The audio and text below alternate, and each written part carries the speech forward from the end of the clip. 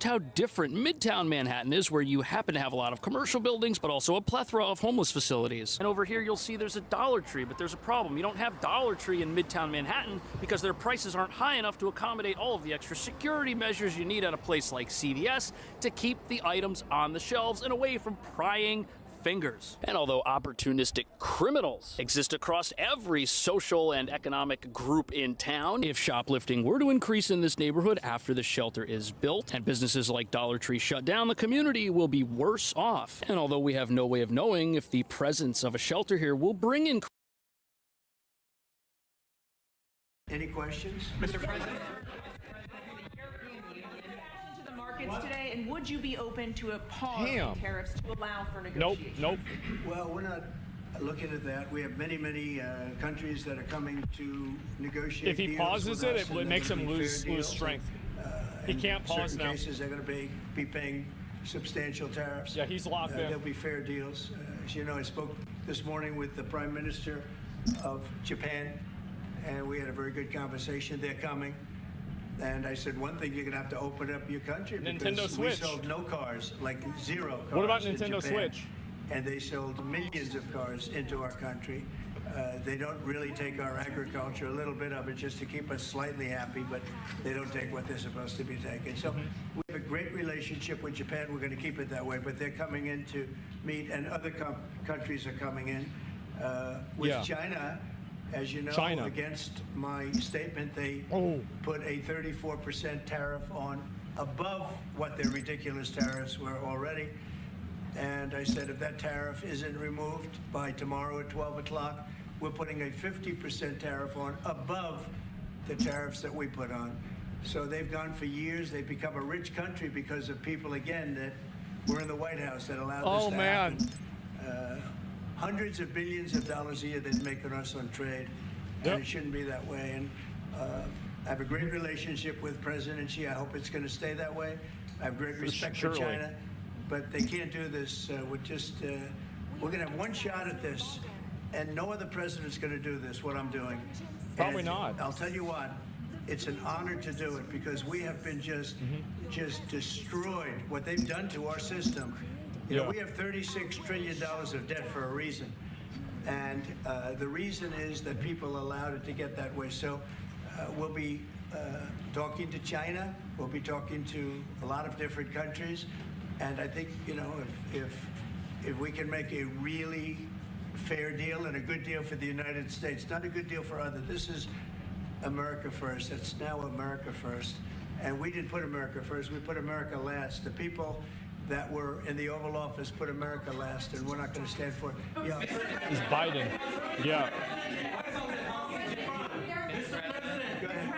Holy fuck, man. Two questions. Do you expect any of these deals to be made before April 9th? And secondly, there have been some mixed messages from your administration. You're talking about negotiations, and yet others in your administration are saying that these tariffs are actually permanent. What is the action? Well, it can both be true. There can be permanent. Well, they're permanent if they don't negotiate. It's obviously because there are things that we need beyond tariffs. We need open borders. You know, we almost had a deal with China where we're going to open up China. It was almost done. Some of you remember it during my first term, and it was very disappointing. We ended up making a great deal. $50 billion worth of product was sold. $50 billion. You'd like that in Israel. And I made that deal, but it wasn't the deal that I wanted. It was the deal that I wanted was that, plus they were going to open up China so that our companies could go into China and compete with other countries and China for the, you know, for a large number of people. And at the very end, that deal was terminated, and we went to a piece of the deal. And so there are a lot of things outside of tariffs, but tariffs are very important. But there are a lot of things like opening up countries that were totally closed. China's essentially a closed country. In fact, it is a closed country. And what they do is they charge tariffs so that if you sell cars or if you sell anything, nobody's going to buy it because the price is out of control. But that's true with a lot of other countries also. So we're going to get fair deals and good deals with every country. And if we don't, we're going to have nothing to do with them. They're not going to be allowed to participate in the United States. God damn. He doubling down, yeah.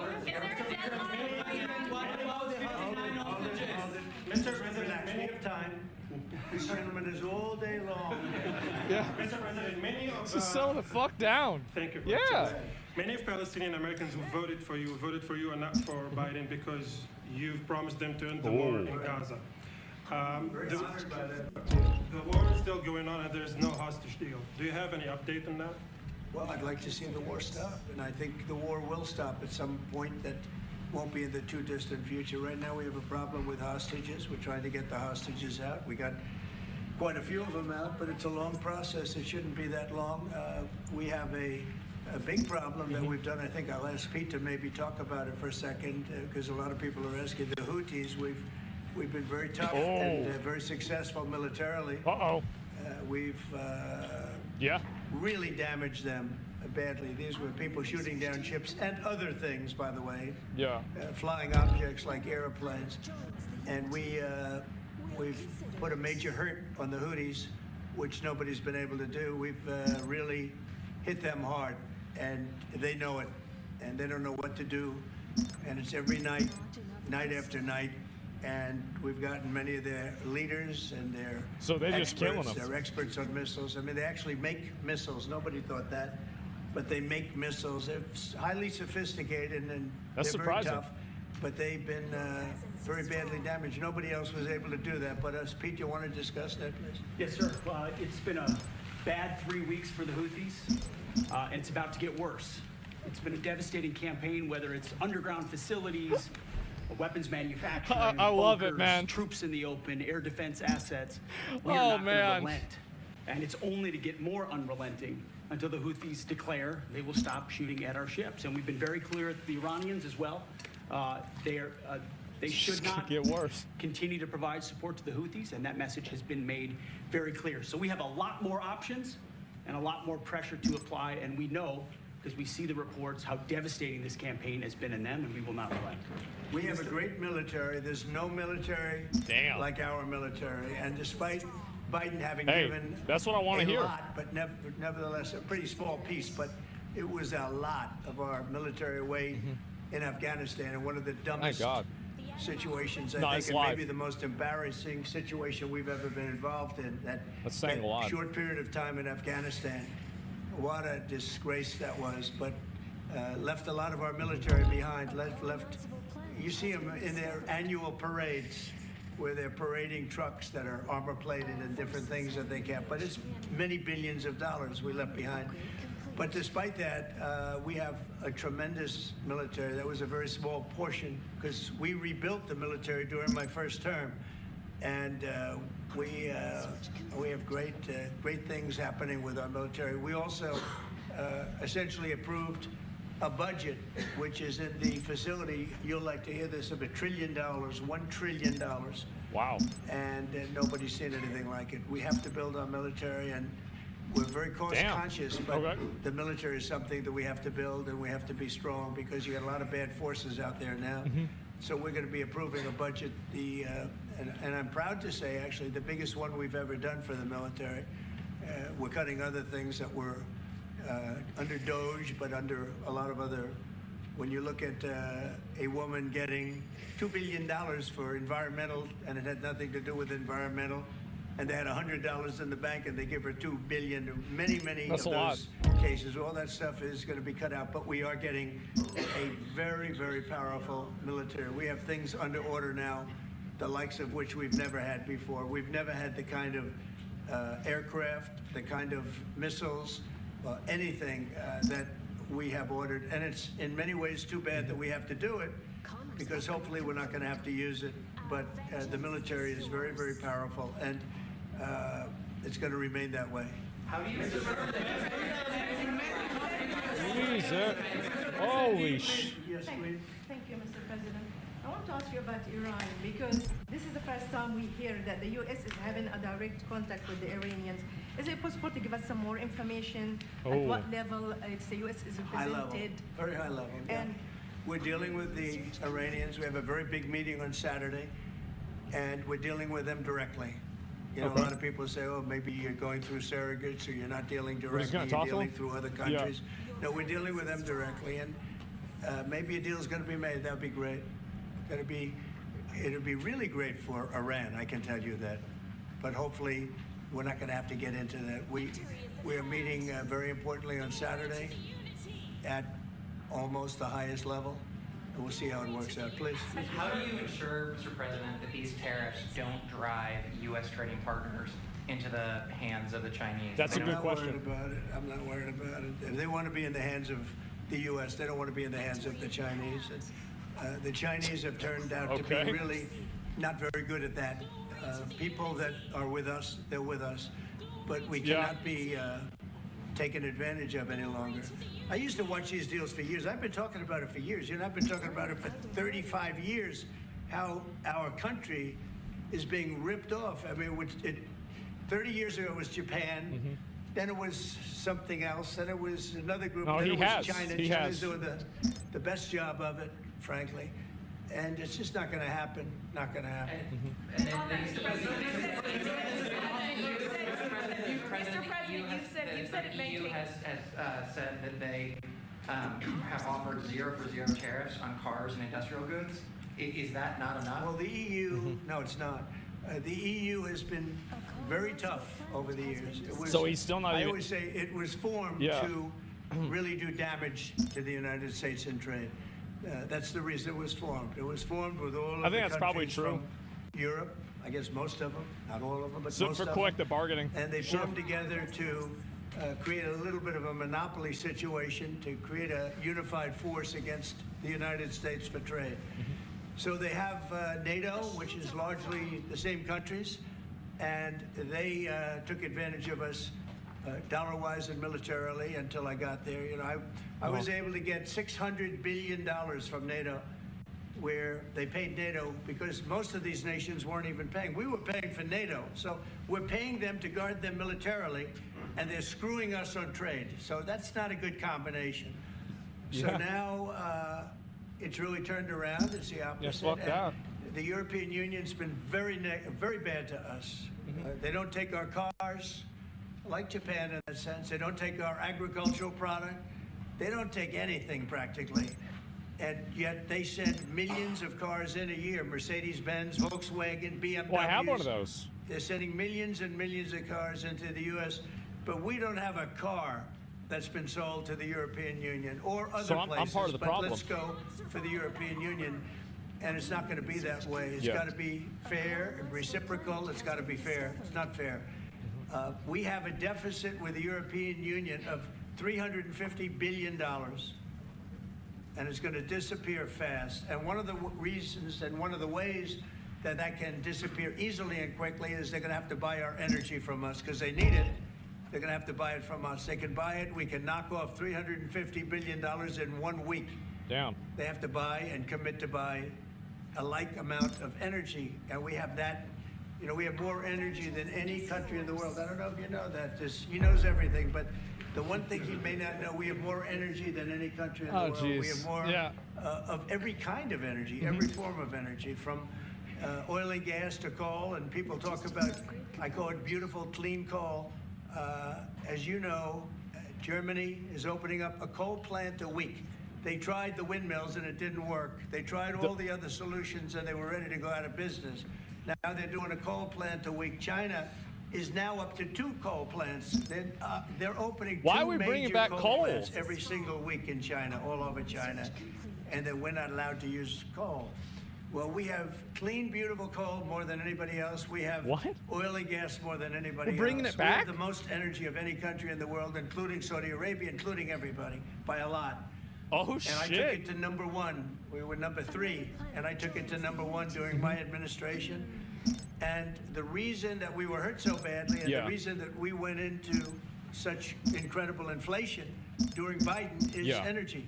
It was also their bad spending, but energy. Because they played around with this incredible thing that we had built, this administration had built, and the energy costs went through the roof. And when that went up, everything else followed. Now, if you look at what's happening, you're going to see this today. I said we're going to try and get groceries down, right? An old-fashioned term, but a beautiful term. Eggs. So when I got in, the press went absolutely crazy the first week. They said eggs have quadrupled in price. They did. I said, I just got here. Tell me about it. And Brooke Rollins and our team did a great job, and eggs are down now 79%, and they're all over the place. And this was a problem that you're gonna have more somebody eggs else than would you take know a what to do long with. time to cure. We have energy is down. We have interest rates are down. We have groceries, meaning food is down. We have everything is down at levels that nobody ever thought possible. Energy looks like it's going to be in the $2.50 a gallon range, and maybe below that. Wow. For a car, so for gasoline. So it was $2.86 today. I saw. We're really doing amazing. I mean, we're cutting prices because prices got so high people couldn't live. I mean, the prices for groceries, the prices for standard groceries, standard things were going through the roof. They couldn't live, and now those prices are coming down. So call them groceries, but that's down, energy's down, and interest rates are down. Everything's down. And the interest rates, the beauty there is when we refinance debt, you know, debt's become such a big factor in this country. We're going to start paying debt off with tariffs and other things. But it's such a big factor because the interest rate's so high.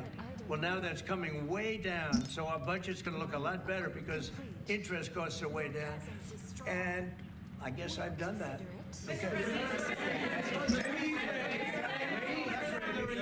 Many Israelis are watching you now on live show. What is your specific way of getting the hostages out from the horrific captivity? We are trying very hard to get the hostages out. We're looking at another ceasefire. We'll see what happens. But we want to get the hostages out. The Israeli people want the hostages out more than anything. They want the hostages out. This man is working very hard with us to do that. I mean, I don't know. I hope he's being appreciated because he's been a great leader. He's working very, very hard on the hostages and many other things. And there are plenty of things you have to work on. It's a tough place in the world. I have a good partner. Yeah, you do have a good partner, and so do we. We're working very hard on the hostages. If you're going to negotiate a new deal with Iran, can you elaborate how it's going to be more effective than the JCPOA? Well, I can't really say that, but I think it'll be different and maybe a lot stronger. But they were so happy when we made that first deal because we did get a lot out. You know, I had people right in this office, this beautiful Oval Office. They came in, 10 people hostages, you know that. And I said to them, so how was it? And the stories they told me, I mean, as an example, I said to them, who the fuck thinks the hostages were treated well? You were there, 10 people. It's only 10, but it's pretty representative. Yeah. Did the Hamas show any signs of, like, help or liking you? Did they wink at you? Did they give you a piece of bread extra? Did they give you a meal on the side, like, you know, you think of doing? Like what happened in Germany, what happened elsewhere. People would try and help people that were in unbelievable distress. They're psychopath terrorists. No. I said, all of them. I said, did they ever wink at you like, you'll be okay? You're going to be okay? No, they didn't do that. They'd slap what the hell do you us. expect? The hatred is unbelievable. And the lives, you know, they lived in a pipe, not really a tunnel, it was a pipe.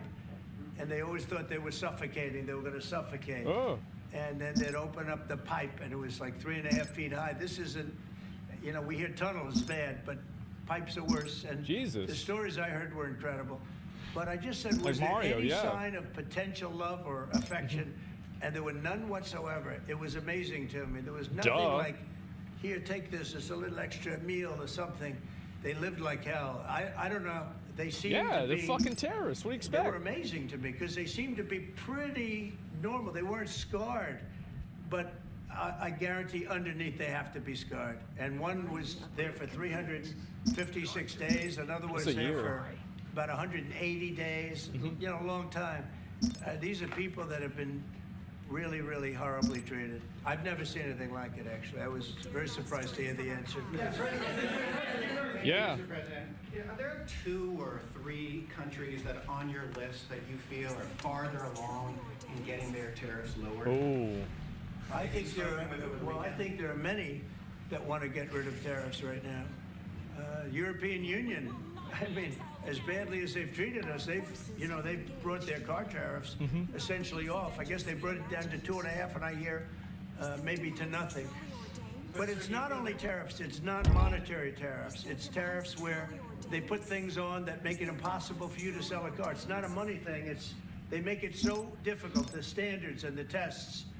They drop a bowling ball on the top of your car from 20 feet up in the air, and if there's a little dent, they say, no, I'm sorry, your car doesn't qualify. When the same car from Germany would dent likewise, unless you're going to have an army tank, it's going to dent. So they come up with rules and regulations that are just designed for one reason, that you can't sell your product in those countries. And we're not going to let that happen. Those are called non-monetary barriers.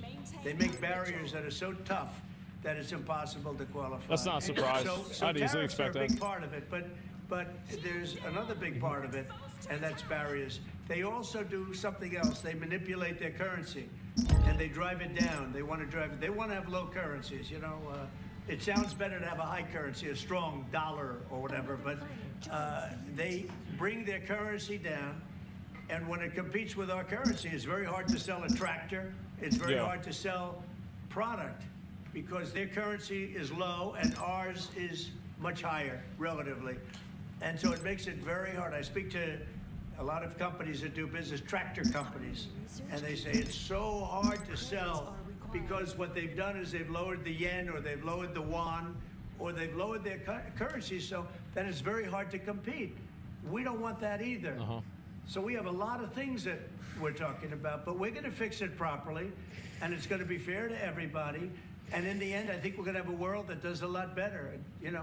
But they have to respect the United States, and nobody but me would do this. Nobody but me would do this. You know, it would be nice to serve a nice, easy term, but we have an opportunity to change the fabric of our country. We have an opportunity to reset the table on trade. We lose billions of dollars. We lose close to he gonna go all the way with this. That's what I thought. $2 trillion a year on trade. We lose $1 trillion a year to China. Yeah, he talking about resetting? $1 trillion. We lose hundreds of billions of dollars a year on trade to China. We lose hundreds of billions of dollars overall, probably close to $2 trillion. Why would we do that? Number one, why would we do that? And then you have to say, is it sustainable? Then you hear about all of the people that say, well, deficits. If we have a deficit with the country, or if the country has a big surplus with us, like China has a massive surplus that they take and they spend on their military. Well, we don't want that. I don't want them to take $500, $600 billion a year and spend it on their military. I don't want them spending money on their military. And I shouldn't have to spend money. We shouldn't have to spend it either. Because, you know, hopefully, and I said this to President Xi, hopefully it's money that we're never going to use. In other words, because we're not going to use those incredible weapons that we have and that they have. We'll use them on the Houthis. We don't want that. So obviously, it's going to be very interesting. It's the only chance our country will have to reset the table, because no other president would be willing to do what I'm doing or to even go through it. That's probably true. I don't mind going through it because I see a beautiful picture at the end. For better or for worse. But we are making tremendous progress with a lot of countries, and the countries that really took advantage of us are now saying, please negotiate. You know why? Because they're getting beaten badly because of what's happening. They're getting beaten badly. They're being devalued as countries. But it's the only chance we're going to have to reset the table on trade. And when we do, we're going to come out unbelievably well. We're going to have a strong country economically again. And we're going to have those factories that are empty all over the United States. We've lost 90,000 plants and factories. Think of this, 90,000, you wouldn't think it's possible. What the fuck? 90,000 plants and factories since NAFTA, which was, by the way, the worst trade deal ever developed, ever had by any country anywhere, NAFTA. And I terminated NAFTA. Everybody said it would be impossible. And I terminated it through Congress. We terminated it. You had to get it through Congress. It was a trap. It was a horrible thing, and we got it done. And we went to the USMCA, which was much better. The problem is they cheat. They cheat like crazy. Canada cheats, Mexico cheats, just one of those things. But just one of those things. We are resetting a table, and we're going to have great trade, and we're going to have a very strong country. Our country is going to be at a level that has maybe never been, or maybe, you know, our country was the strongest, believe it or not, from 1870 to 1913. You know why? It was all tariff-based. We had no income tax. Then in 1913, some genius came up with the idea of let's charge the people of our country, not foreign countries that are ripping off our country. And the country was never So we're gonna get rid of income tax? kind of wealth. We had so much wealth, we didn't know what to do with our money. Okay. We had meetings, we had committees. Yeah. And these committees work tirelessly to study one subject. We have so much money. What are we going to do with it? Who are we going to give it to? And I hope we're going to be in that position again. Mr. President, do you plan to reduce the tariffs that your government put on Israeli goods, 17%? On Israeli goods, the 17%. Do you plan Well, to we're reduce talking about a whole new trade. Maybe not. Maybe not. Don't forget, we help Israel a lot. You know, we give Israel $4 billion a year. That's a lot. Congratulations, by the way. That's pretty good. But we give Israel billions of dollars a year. Billions. It's, so this is how we're getting the money back by tariffing them? We give a lot of countries money. You wouldn't believe if I said we give Afghanistan a lot of money, didn't it? Because that was a Biden deal, another Biden deal. Not only did he embarrass us with that, but they give them billions of dollars, Afghanistan, right? So, but no, we take good care of our friends, and we don't take care of our enemies. We're not taking care of our enemies anymore, but we do take care of our friends. So the tariffs aren't going away. For the Times of Israel, the IDF is fighting again in the Gaza Strip. I myself might be called up in a month. Do you think that's the way to pressure Hamas to get to a deal? Do you think blocking humanitarian aid is also an effective pressure? Well, you know how I feel about the Gaza Strip. I think it's great real estate, an incredible piece of important real estate, and I think it's something that we would be involved in, but you know, having a peace force like the United States there, controlling and owning the Gaza Strip would be a good thing. Because right now, all it is for years and years, all I hear about is killing and Hamas and problems. And if you take the people, the Palestinians, and move them around to different countries, and you have plenty of countries that will do that. So we're just, and you really have a freedom zone. You call it the freedom zone, a free zone, a zone where people aren't going to be killed every day. That's a hell of a place. The freedom zone. It's a, you know what I call it, a great location that nobody wants to live in, because they really don't. And when they have good living, real living, where Hamas and all of the problems they have, the level of death on the Gaza Strip is just incredible. And I've said it. I don't understand why Israel ever gave it up.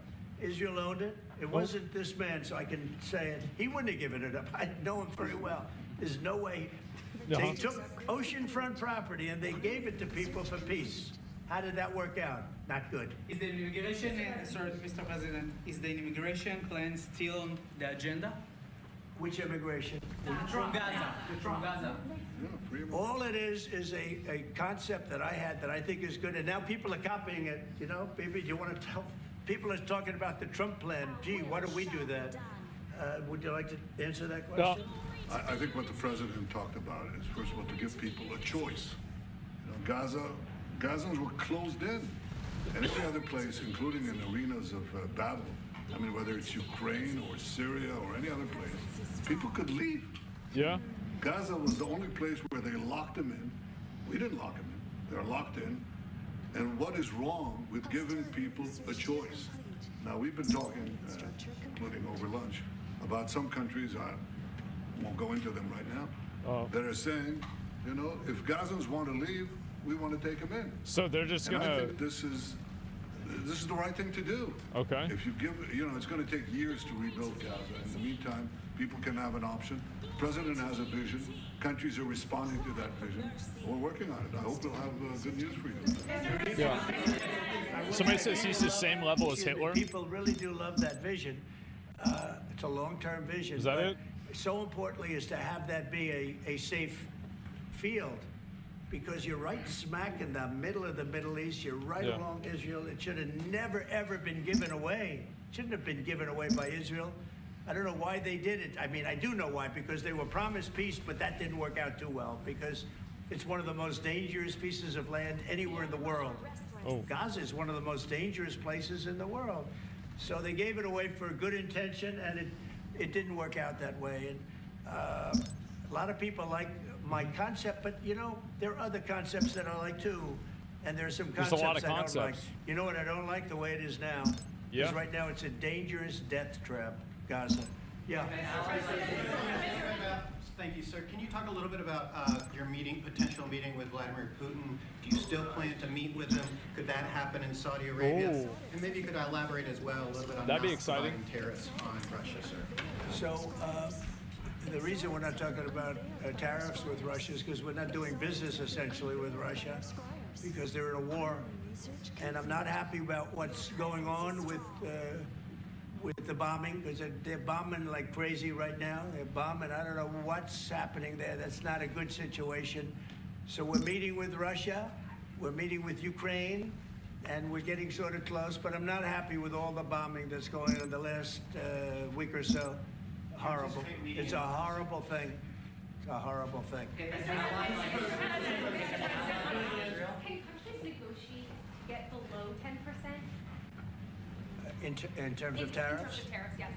Probably not, right? Look, we've been ripped off and taken advantage of. He's not going to say it. 40, 50 tariffs. If he capitulates at all, people, and when you look it makes him look weak. China. Yeah, he won't say it. When I took over, it was at $507 billion they were making. I call it making. A lot of people say, oh, it doesn't mean anything. Having a surplus means a lot.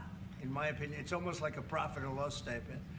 And when I took over, it was $507 billion that China was. This is originally, first term. And we were very, very tough on them because they were taking that money and they were building a military with it. Then when Biden came in, he let him get away with murder. He had no idea. I'll tell you what, that man had no idea what was happening, whether it was the border or China or anything else. Oh, He had jeez. no idea what was going on. Yeah. And they went wild. China went wild. And the money they make is ridiculous, okay? It's just not going to happen. And hopefully we'll get along with China. If we do, that's great. And if we don't, that's okay too. But we can't let that continue because that's an abuse. They abused the poor people that sat in the seat. That poor Biden, he was abused by them. Oh, God. They took Playing the advantage of him. sympathy And I'm card. surprised. You know, they have smart people. They were radical left lunatics, but they're smart. I'm surprised they'd allow that to take, to happen. But we are going to bring great trade, and we're going to be fair to other countries. And I will say this, virtually every country wants to negotiate. Well, if I didn't do what I did over the last couple of weeks, obviously. you wouldn't have anybody wants to negotiate. We would have gone to these countries, you want to talk? And they were, well, we don't want to talk. Now they're coming to us. They're offering things like even Bibi, and this is unrelated because it's a different kind of a relationship. But he started off our conversation today that he's cutting all of the tariffs. He's cutting everything. Damn. He's going to get down to a free base. He's going to do things that, all in right. all fairness, other countries, if they said that, would have never even thought about doing it. Now they're offering things to us that we would have never even thought of asking them for because they're experiencing a lot of hurt. And the hurt is that they've taken advantage of us and we finally fought back. Tariffs will make this country very rich. We're rich anyway, but we're rich in a certain way. We're going to be super rich. We have $36 Big trillion rich. in debt. I want to get rid of it. And we can do it quickly with proper deals. So when countries don't allow us to sell our product, but we allow them to sell their product, when they charge us massive amounts of money for the privilege of going into their country, those days are over. Okay. What's the question? Yeah, go ahead. Me? Sir? Me? Yeah. Thank you, Mr. President. On Iran, two questions, please. First, if you can give us more details about where the have a meeting war on in Iran Saturday is going soon. to take place. I can just tell you there's a major meeting going on. There'll be war in Iran. Between us and Iran. It's coming up. And that'll take place on Saturday, and it's at top level. And the second question about this. A lot of people think that those talks are not going to lead anywhere because the Iranians will never give up. Maybe you're right. If diplomacy fails, if diplomacy fails, is the United States, under your leadership, ready to take military action to destroy the Iranian nuclear program? Yes. And remove this threat? I think if the talks aren't successful with Iran, I think Iran is going to be in great danger. And I hate to say it, great danger, because they can't have a nuclear weapon. So is that a yes? You know, it's not a complicated formula. Iran cannot have a nuclear weapon. That's all there is. Can't have it. Right now we have countries that have nuclear power that shouldn't have it. Okay. But I'm sure we'll be able to negotiate out of that too as part of this later on down the line. But Iran cannot have a nuclear weapon. And if the talks aren't successful, I actually think it'll be a very bad day for Iran if that's the case. Yeah.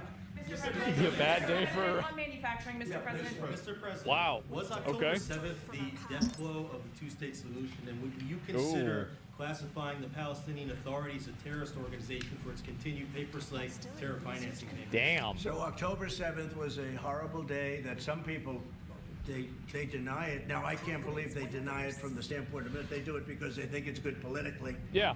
But October, I've seen the tapes. I've seen things that you don't want to see. October 7th was a horrible day, and it will go down as one of the really bad days in the history of the world. It was a horrible, horrible thing that happened. And they grabbed some of these people. I'll give you an example. When I was with the 10 hostages a few weeks ago, I said, so how many are there? 59. I said, oh, so 59, so we can get 59. They sort of knew the territory pretty good.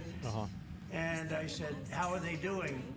They said, well, only 24 are living, the rest are dead. That's not good. And these are young people. How does that happen? Young people don't die. You know, young people how did that have happen? an amazing ability to live. They can live through horrible things. What could it have been? But these are young people. And when they said that 24 are living and the rest are dead. And, you know, I've had parents come up, Israeli parents, largely. We have some Americans, and I guess we have one left. Alex, we have the one left. But I've had Israeli parents come up to me at events and say, my son is there. I said, well, how's he doing? Well, he's dead. But would you do me the biggest favor ever? Could you bring his body back home? They talked about a young dead boy and a young dead girl like they were living. And that could have something to do with religion. That could have something to do with, I guess, maybe any parent would be. But I was surprised. And they said, sir, my son is dead. It is just as important to bring that body back home. I asked that question as if he were alive. So you have a lot of them dead, and we'll be able to bring them back. But it's a horrible thing that's happened. These are largely young people. Some old ones too, frankly. And those people have lived in hell. When they came off, the second group that came out, they look like they got captured by terrorists. A concentration Fucking camp. They look exactly like the pictures that I'd see from the 1940s, the concentration camps. Nazis. And then they got a little bit They were real better, bad. you know. But that second group, those people came out, and I said, this is unbelievable. We're going back into a chapter in history that is one of the worst ever. It's really Real very bad, guys. Okay? Mr. President, thank you. You've said it could take 2 years to get American manufacturing fully up to speed in response to these tariffs. So Iran's going to have a bad day? Should Americans be prepared That's potentially crazy. for years? Yeah, I'll tell you what happens. We have now $7 trillion. That's interesting. Think of this, $7 trillion of commitments A bad from day. companies wanting to go in, from Apple Is to that right? many companies. But that takes time. Many from Taiwan. Yeah. What? It takes time to Of course it fully takes. Well, manufacture are you products. asking me a question, or are you telling me? Yeah, it takes time. You know, you got to build a thing called a factory. You have to build your energy. Bro, You is have to that do, Yahoo sitting there a laughing lot at of her? things. I'm giving them energy. You know, we're going to let them build their own power plants. They'll be their own. Essentially, they're going to be in charge of the power plant because our power is not reliable enough. You have a grid that's old and susceptible to a lot of things, including bombing and weather and a lot of other things. And we're going to give them record timing in terms of approvals of electric plants. Most of them want to build electric plants. We need massive amounts of electricity if we're going to compete with China and others. And What about interestingly, nuclear power? we're way ahead right now in the AI race with China. Oh. But the way we lose that race is if we can't give them electric. With ethics. But we have more plants being built. We have everything. We're doing so great. and we want to keep it that way. And tariffs will be an important part of it.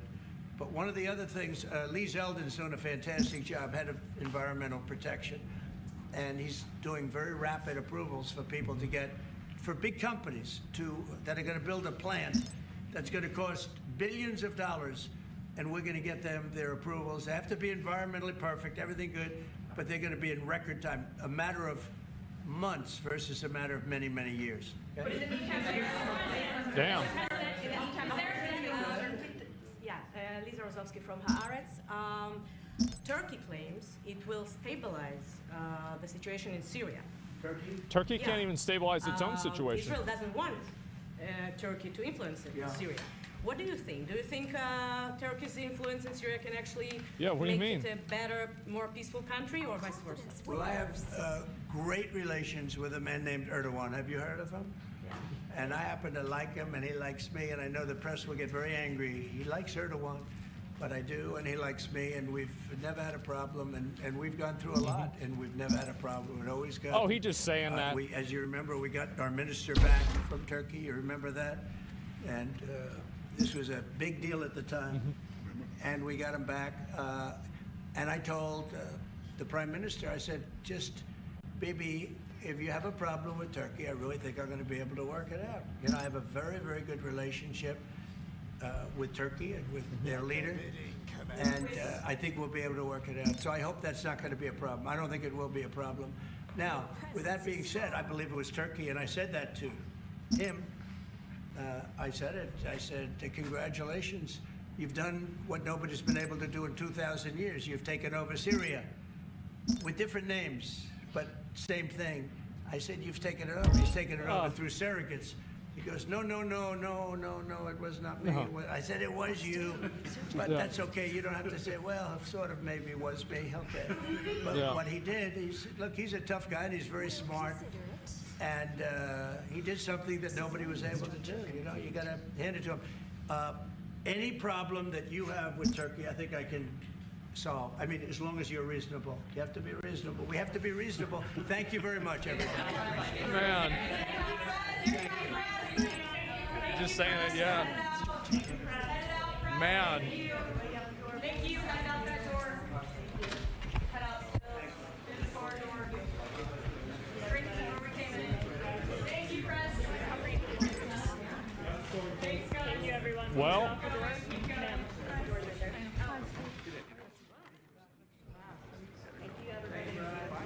See, man. I tried to get a question in. Have a good day. Thanks, guys. Keep going. Keep Screw going. Israel? I mean, he kept the tariff on Israel. He didn't say he's getting rid of it. Yeah, he didn't say he's getting rid of that at all. So I was actually kind of surprised. But yeah, Iran. So they're meeting with Iran, and if Iran doesn't do what we want, Iran's gonna have a really bad day. That's the messaging here. No bid. You missed out. Okay. Well, they're just gonna have a really bad day. It's not gonna be good for them. Well, okay. I guess we're gonna find out. And yeah, don't be surprised, and Iran will do what you want. I mean, I don't know. Like, I have no idea what's gonna happen with this. I have no clue. But yeah, it's always been the messaging. I guess so, right? Our forces have engaged the enemy. Defense upgrade complete. Is their demise true? CNN anchor threatens to cut the mic on Doge advisor. What? Don't spend that Doge dividend quite yet. I'm Michael Smerconish in Philadelphia. Doge, they say they're about to show us the money. The Department of Government Efficiency, led by Elon Musk, is claiming to have saved taxpayers approximately $55 billion through various cost-cutting measures. They're breaking down how they claim they're doing it on the department's website. Yep. For example, just yesterday, Doge published its latest cost-cutting measure. They say that it resulted in a value of up to $235 million in savings. It's also pointing out wasteful spending with posts like this, showing how taxpayers spent over $20 million on a boarded-up building over the course of 20 years. There's also a wall of receipts listing savings on the website detailing canceled contracts and terminated leases as part of the department's, they say, transparency initiative. Like, yeah. And now there's a new potential layer to these Doge savings that's gaining steam across social media to give us some of that money back. Those are pennies, by the way? Okay, then give them to me. It's called the Doge dividend, and it was explained in a 4-page plan that was introduced this week on X. Yeah, I'll take it. Breaking down how every taxpayer would get a $5,000 tax refund check funded exclusively with a portion of the total savings delivered by Doge, There's a better chance Doge is going to give you a unicorn. Really. Like, this is probably not going to happen. But, I mean, it's funny to think about. As Musk's goal of $2 trillion in federal savings is met. The tweet was from an investor and CEO, James Fishback, who's been a guest at Mar-a-Lago and has ties to both Trump and former Doge official Vivek Ramaswamy. Well, the idea grabbed Elon Musk's attention, who replied he'd checked with the president. It appears that he did, because one day later, President Trump expressed interest in this proposal. Okay. There's even under consideration a new concept where we give 20% of the Doge savings to American citizens and 20% goes to paying down debt, because the numbers are incredible. So with attention comes scrutiny. With Doge, the accuracy of its reported savings being called into question. For instance, an initial claim of saving $8 billion by canceling a single Immigration and Customs Enforcement ICE contract was later revised to $8 million after discovering a clerical error. And that's not all. Critics are calling Musk out for the haphazard way that he's approaching cost cutting. There's the firings, then rehirings across agencies, questions about transparency, conflicts of interest. The true dollar amount of these savings being questioned. I don't see where the conflict of interest thing comes in. I mean, haven't they both addressed that like 7 times? I feel like that's already been defined. The long-term impact of the overhaul. Well, who better to answer some of these questions than James Fishback, the CEO of Azoria, the originator of the Doge dividend. James, thank you for being here. How did this all come to pass? Well, good morning, Michael. To tell you the truth, it came to me in a dream. I woke up, I called her.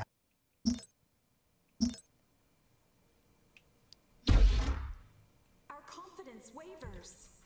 Doubt clouds our thoughts. That path is perilous. All right. All right, okay. Your nation's a joke? I don't know. It seems like a pretty good dream to me.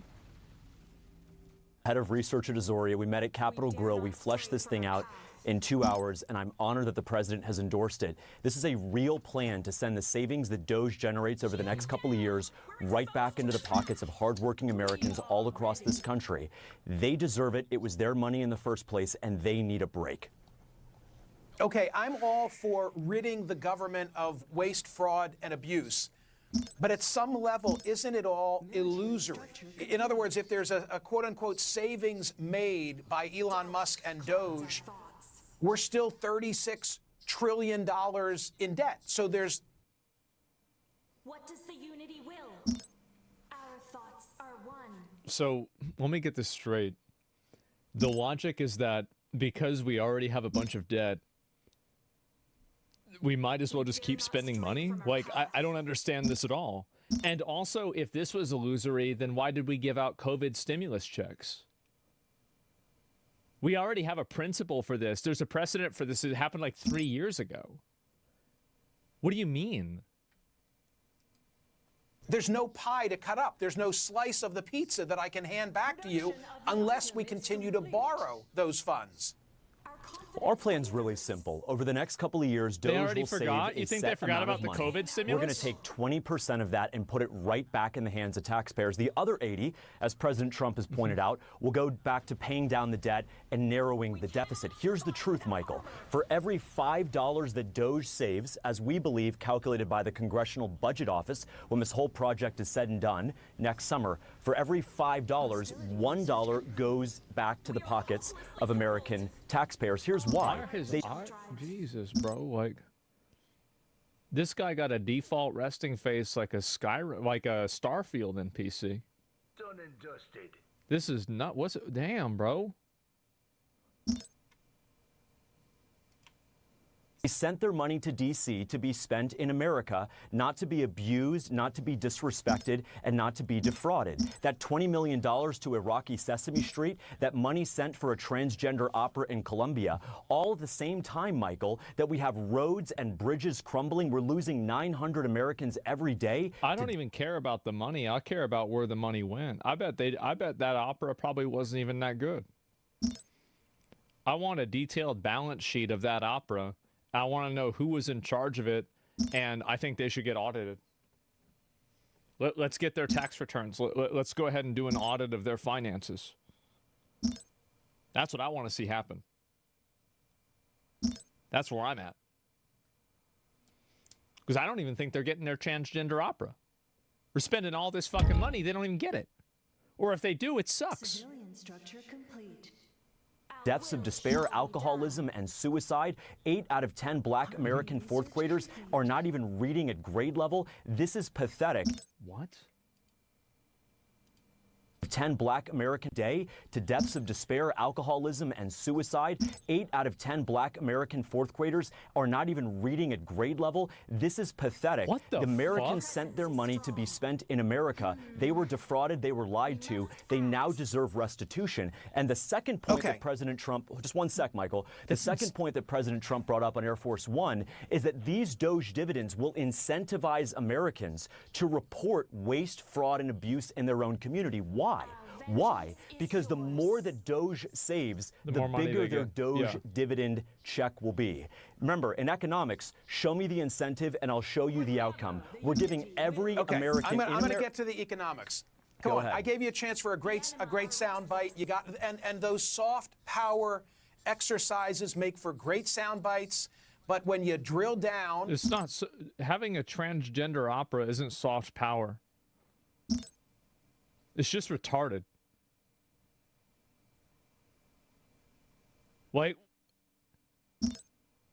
what is that? What are we thinking? Like, really? It's crazy. What are you talking for about? example, on Sesame Street in Iraq, they often make sense. Joseph Nye from Harvard, who gets credited with the coinage of the word soft power, you know, you'd rather spend on that than bullets. But wait, you want to talk about there was the a economics? terrorist attack in Iraq last month that killed 40 people. It's clearly not working. Yeah, if so, I mean, is the solution, so if the soft power, so basically, if the logic is that this soft power reduces the probability of having bad things happen, then how many Sesame Street plays do you think that we should have? Because, like, obviously one isn't enough. Because if we're still having terrorist attacks over there, they're not working. So maybe 5, 7, 12, maybe once a week. How many is it going to take to make these bombs stop exploding? There has to be the math on this, right? Why should we care about terrorist attacks in Iraq at all? That's a great question. Yeah, I don't think it's the U.S. taxpayers' responsibility to care about terrorist attacks that are in Iraq. Great point. Okay, Power so and Sesame maybe, Street are not so working. maybe, If there are terrorists, we need to kill the maybe- terrorists. come on. We don't need to fund Big Bird Listen and to me. Elmo. Maybe the terrorist would have been better off watching Big Bird than learning in a madrasa.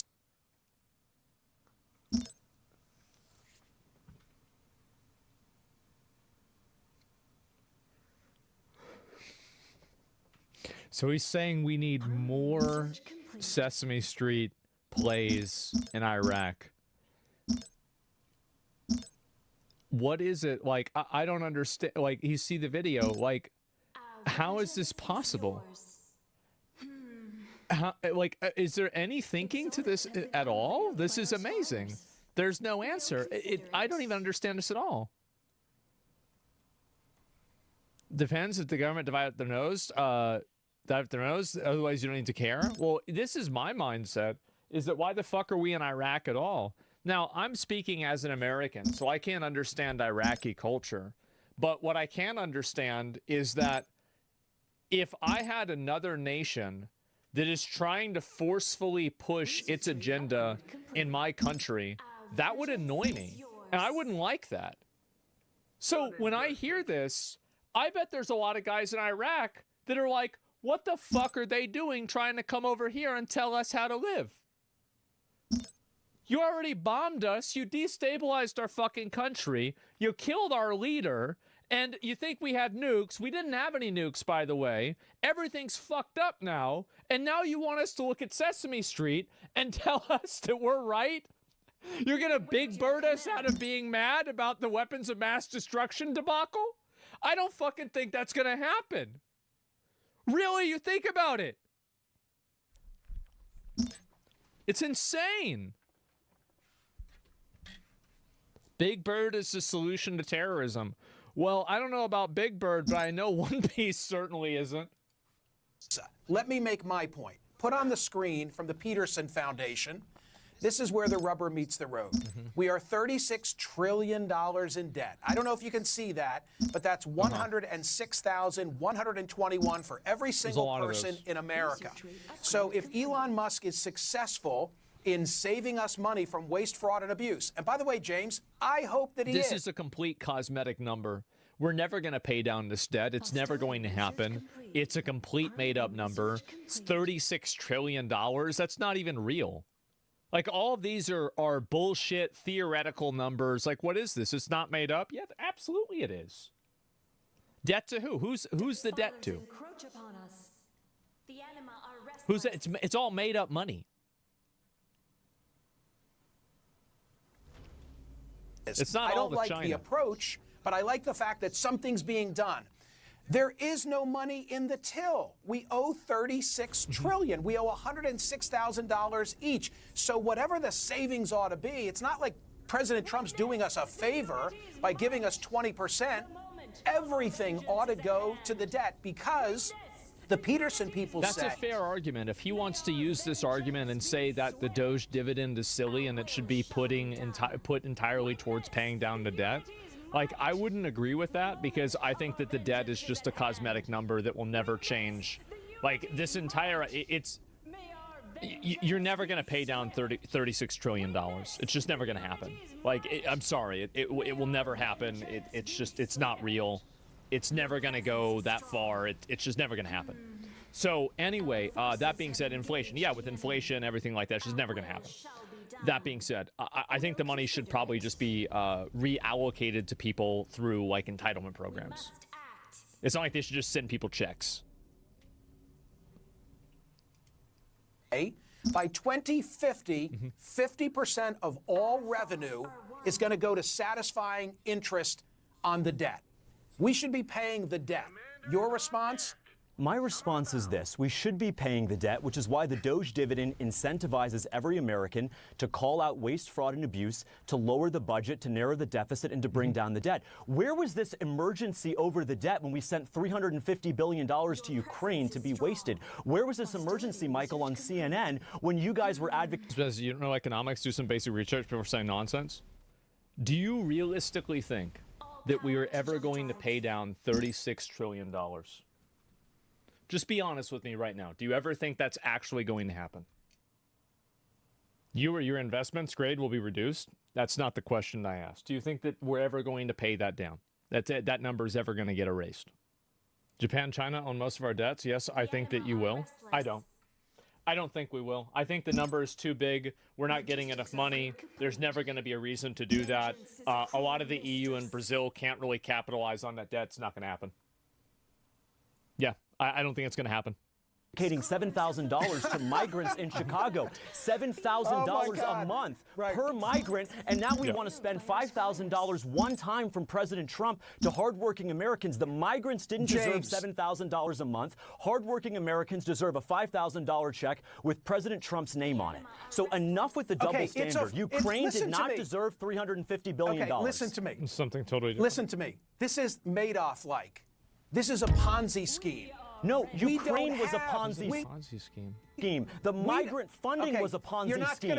Hardworking Americans deserve a break. James, it was their money, Michael. It was their money. James, give me a chance to speak. Theoretically, it's my program. We don't have the money, is what I'm trying to tell you. It's a Ponzi. So we didn't have the made money off for Ukraine, like- right? We didn't have the money for Ukraine. Am I gonna- $350 billion. I never do this. I don't want to be that guy. And do I have to silence your microphone so that I can respond to what you've said? Because there's so much fallacy in what you've just offered. Please go ahead and refute it. I have a very simple premise here. We're $36 trillion in debt. It's a fraud. As much as I want to see us cut waste, fraud, and abuse, it is an absolute fraud to say to the American people, because of what Musk is doing, we have $5 grand to give each of you. The only way we have $5 grand is if we're borrowing it, because we're that far in debt. I'm trying to meet you halfway, which is simply to say, what a good thing that finally we're going to look at waste, fraud, and abuse, albeit it shouldn't be in this haphazard fashion. But let's at least be honest with the American people that whatever we quote-unquote save, we already owe. Now I'm going to give you 30 seconds to respond, and then I'm going to say see you later. Go ahead. Michael, let me say this. We're fellow Americans. We care about this issue, and I'm grateful for the opportunity to come on this program, but I got to speak truth here. At the end of the day, we have got to send the money back that is saved, just 20% of it. The other 80% goes down to paying the national debt and narrowing the deficit. To your point, yes, there has been a fraud against the American people, the Green New Scam, Ukraine, the migrant crisis. Their taxpayer dollars were sent abroad, were not sent at home, were not spent in America, not on health care, not on education. That ends with President Trump's leadership today. He is delivering on his promise of major government reform, Michael. The DOGE dividend plan is bold, and Americans support it. All right, I'm calling time on all of that. I appreciate your being here. I think we've each, I hope, made our respective points. Thank you. I don't think we're ever going to get a DOGE dividend. I'm going to be totally honest. I don't think that's going to happen. I think the probability of it happening is so extremely fucking low. Right side guy, what is this here? Is the money was found when they have all the receipts? They don't find a cash stockpile? Well, it's money that we're spending on something stupid, and then we stop spending the money, right? I think that's generally what happens. Talk about debt once in 10 years. Once they start to care when their opponent's political points with fucking children. No, the thing is that, like, we're never going to pay back $36 trillion. It's never going to happen. The entire premise of this problem is fake. Like, I'm sorry. And if you guys think that it's going to happen, go ahead, clip it right now. Let's come back to it in 5, 10, 20 years. Yep, let's come back. Let's see if the number goes up or down. Because I bet it's just going to keep going up and up and up and up and up and up and up. That's it. And it's never going to go down. Will you be here in 20 years? If I don't get banned, maybe. Yeah, we'll see what happens, right? Or World War III happens. There's definitely that, too. And, yeah, that's it.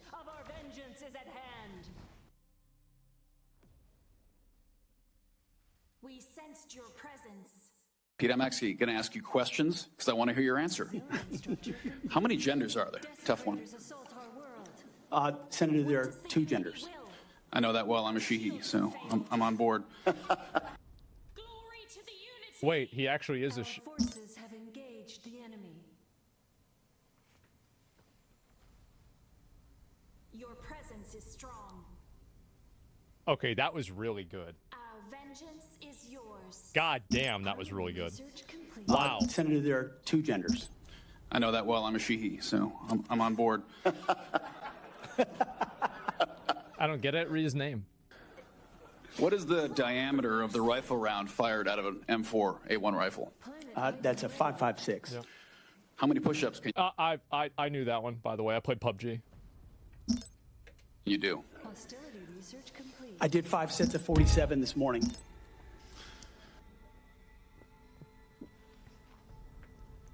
Damn.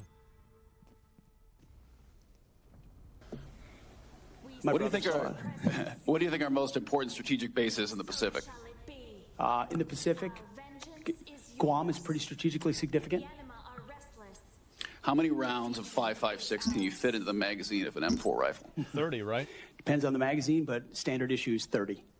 Senator. PUBG.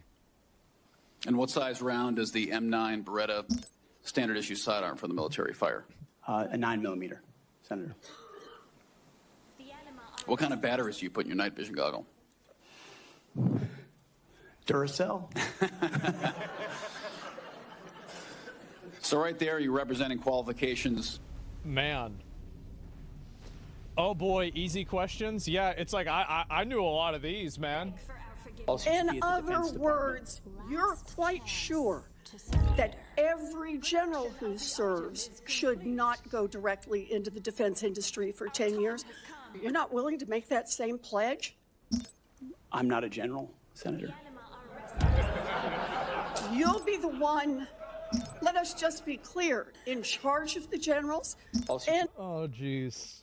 You've made a wise acquisition. Oh, God. No, General. Yeah, wow. And do you want to know what's really funny about this?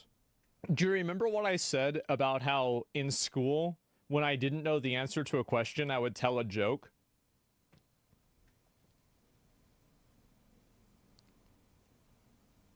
Remember that? And everybody would laugh and they'd move on. I do think that it's problematic that people that are in the military immediately go into defense contracting. I think it's problematic. I think it's a, perpetuation of the military-industrial complex. I don't think it's a good thing. Perfect fucking deflect is exactly what I was talking about. I'd like to submit for the record signatures by 32 members of the House of Representatives who are veterans. The signatures call on the Senate to honor the constitutional duty of advise and consent by conducting a fair, thorough confirmation process that evaluates his nomination solely on the substance. And somebody also brought up a really good point, and this is you articulated it much better than I did.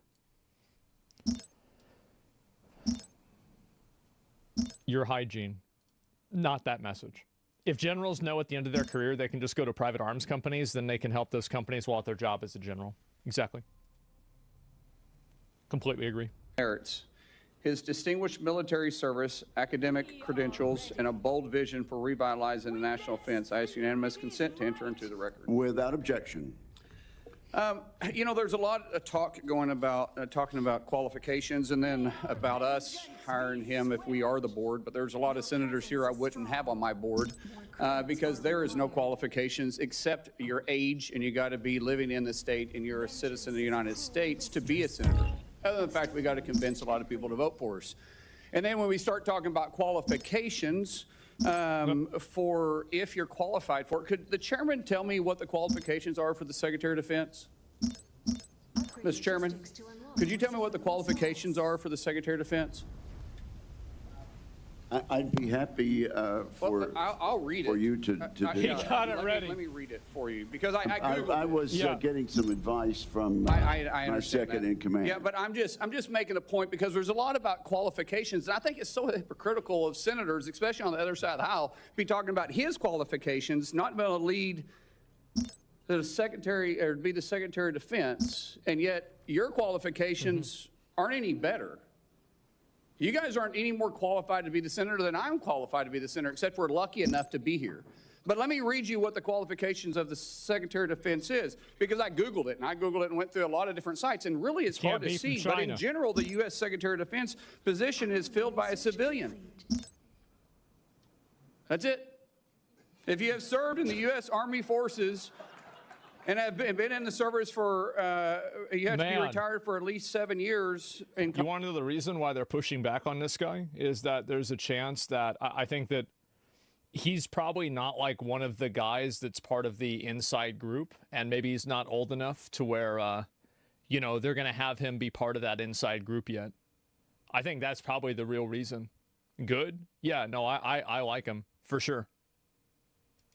Congress can weigh that. And then there's questions that the senator from Massachusetts brought up about serving on a board inside the military industry, and yet your own secretary that you all voted for, Secretary of Austin, we had to vote on a waiver because he stepped off the board of Raytheon. But I guess that's okay because that's a Democrat. This is some fucking Metal Gear Solid plotline shit. This is the reason why those games were so popular. It's because everybody knows this is bullshit. Everybody knows it's bullshit. Obviously, it's bullshit. What is this? Secretary of Defense. The anima are restless. But you so quickly forget about that. And then Senator Kaine, or I guess I better use the senator from Virginia, starts bringing up the fact that what if you showed up drunk to your job? How many senators have showed up drunk to vote at night? Have any of you guys asked them to step down and resign from their job?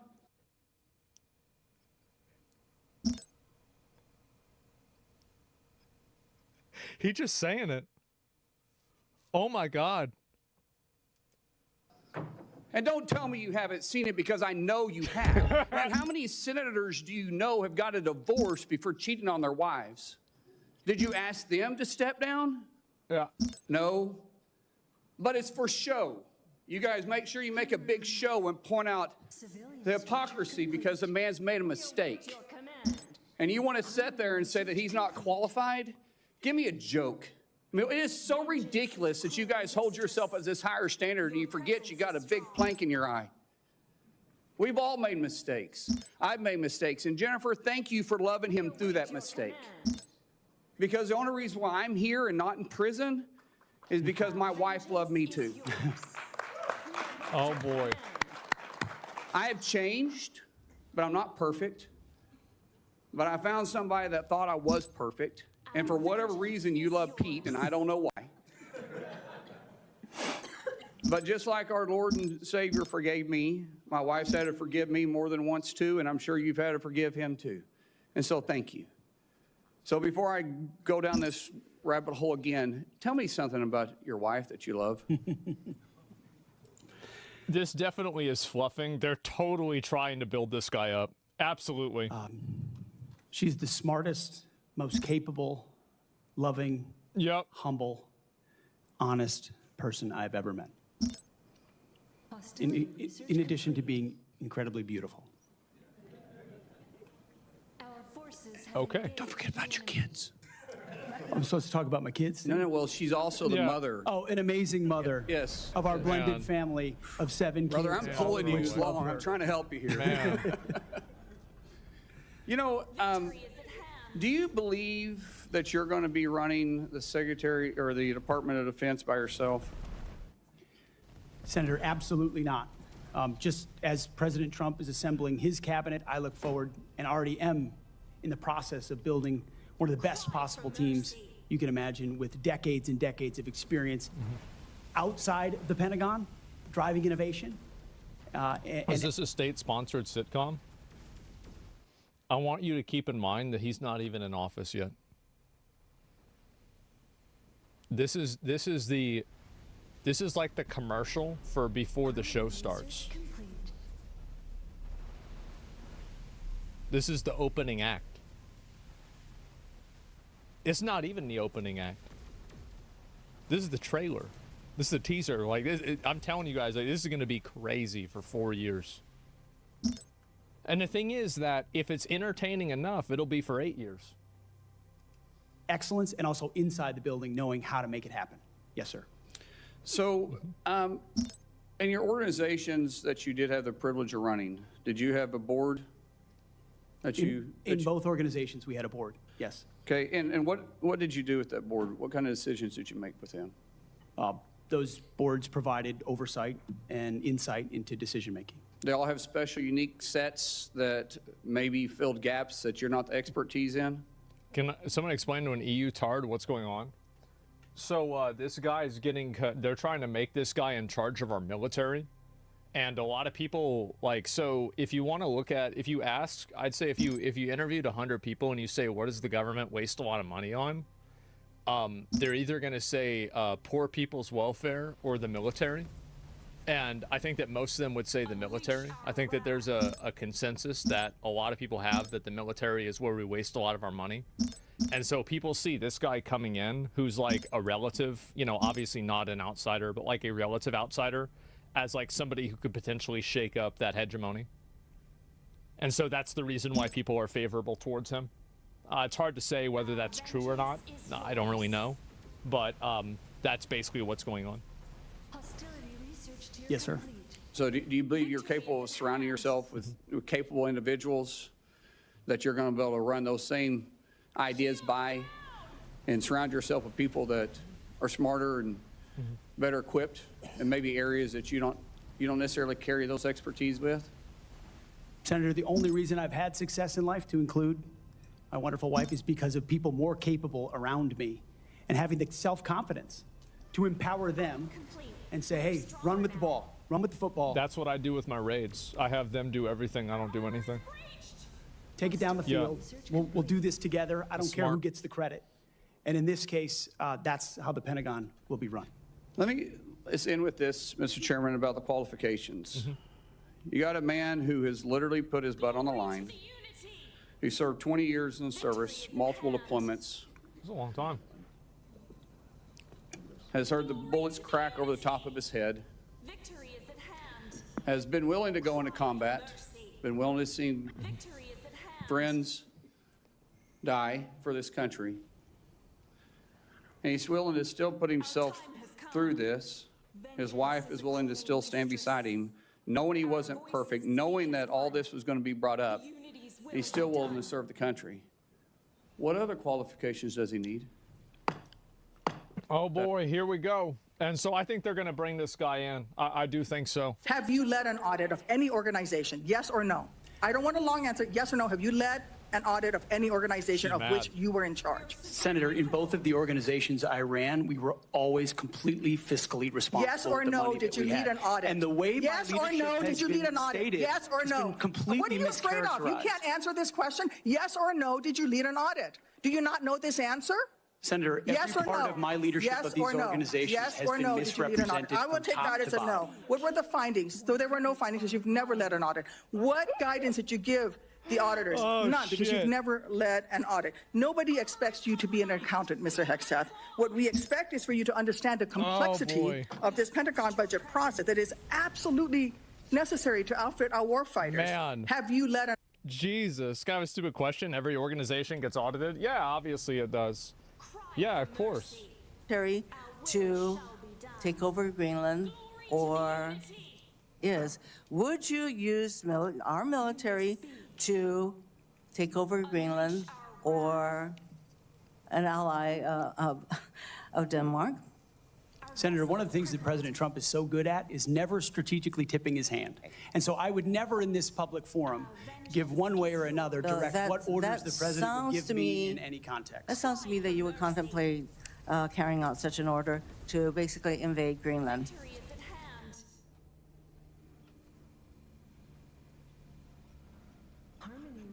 What? Damn, really? That's crazy. Wow. Okay. Huh?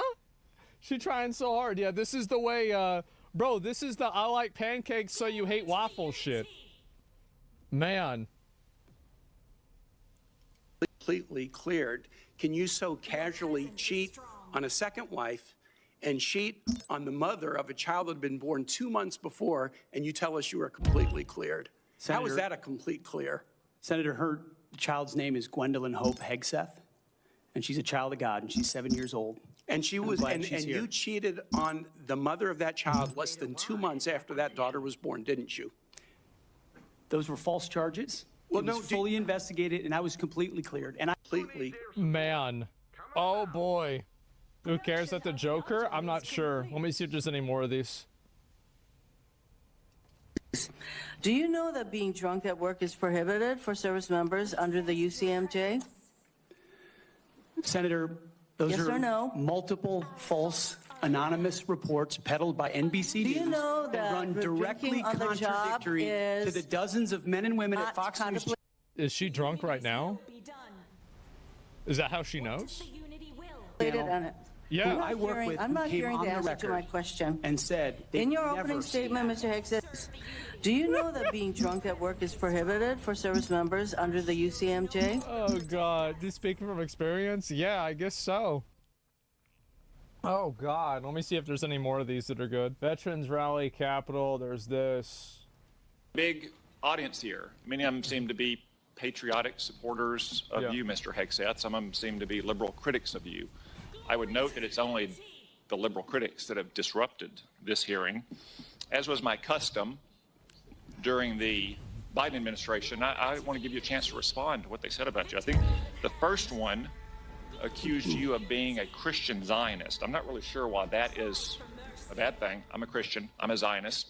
Zionism is that the Jewish people deserve a homeland in the ancient Holy Land where they've lived since the dawn of history.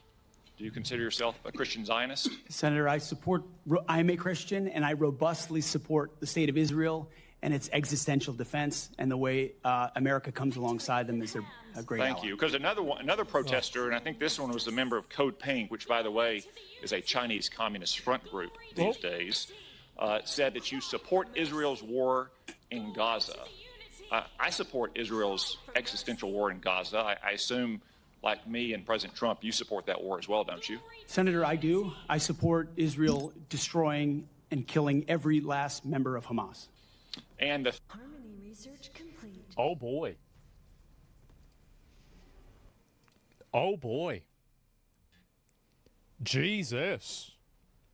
Yeah, he's going in on it. Insane take. Yeah, no, they're going in. And wow. Let's see if I can find the rest of these. Women should serve. Oh, here we go. Victory is at hand. And I would point out, I've never disparaged women serving in the military. We've got the video, we've got it in print. So going back to January 2013, you told a Fox News interviewer that women in the military simply couldn't measure up to men in the military, saying that allowing women to serve in combat roles would force the military to lower the bar. You picked up on that same theme in 2015, making remarks on Fox News, referring to women in combat as, quote, it would erode standards. June 2024, you said on Ben Shapiro's podcast, quote, women shouldn't be in combat at all. And then, of course, we've talked about it in 2024. You published a book, and you say, is she...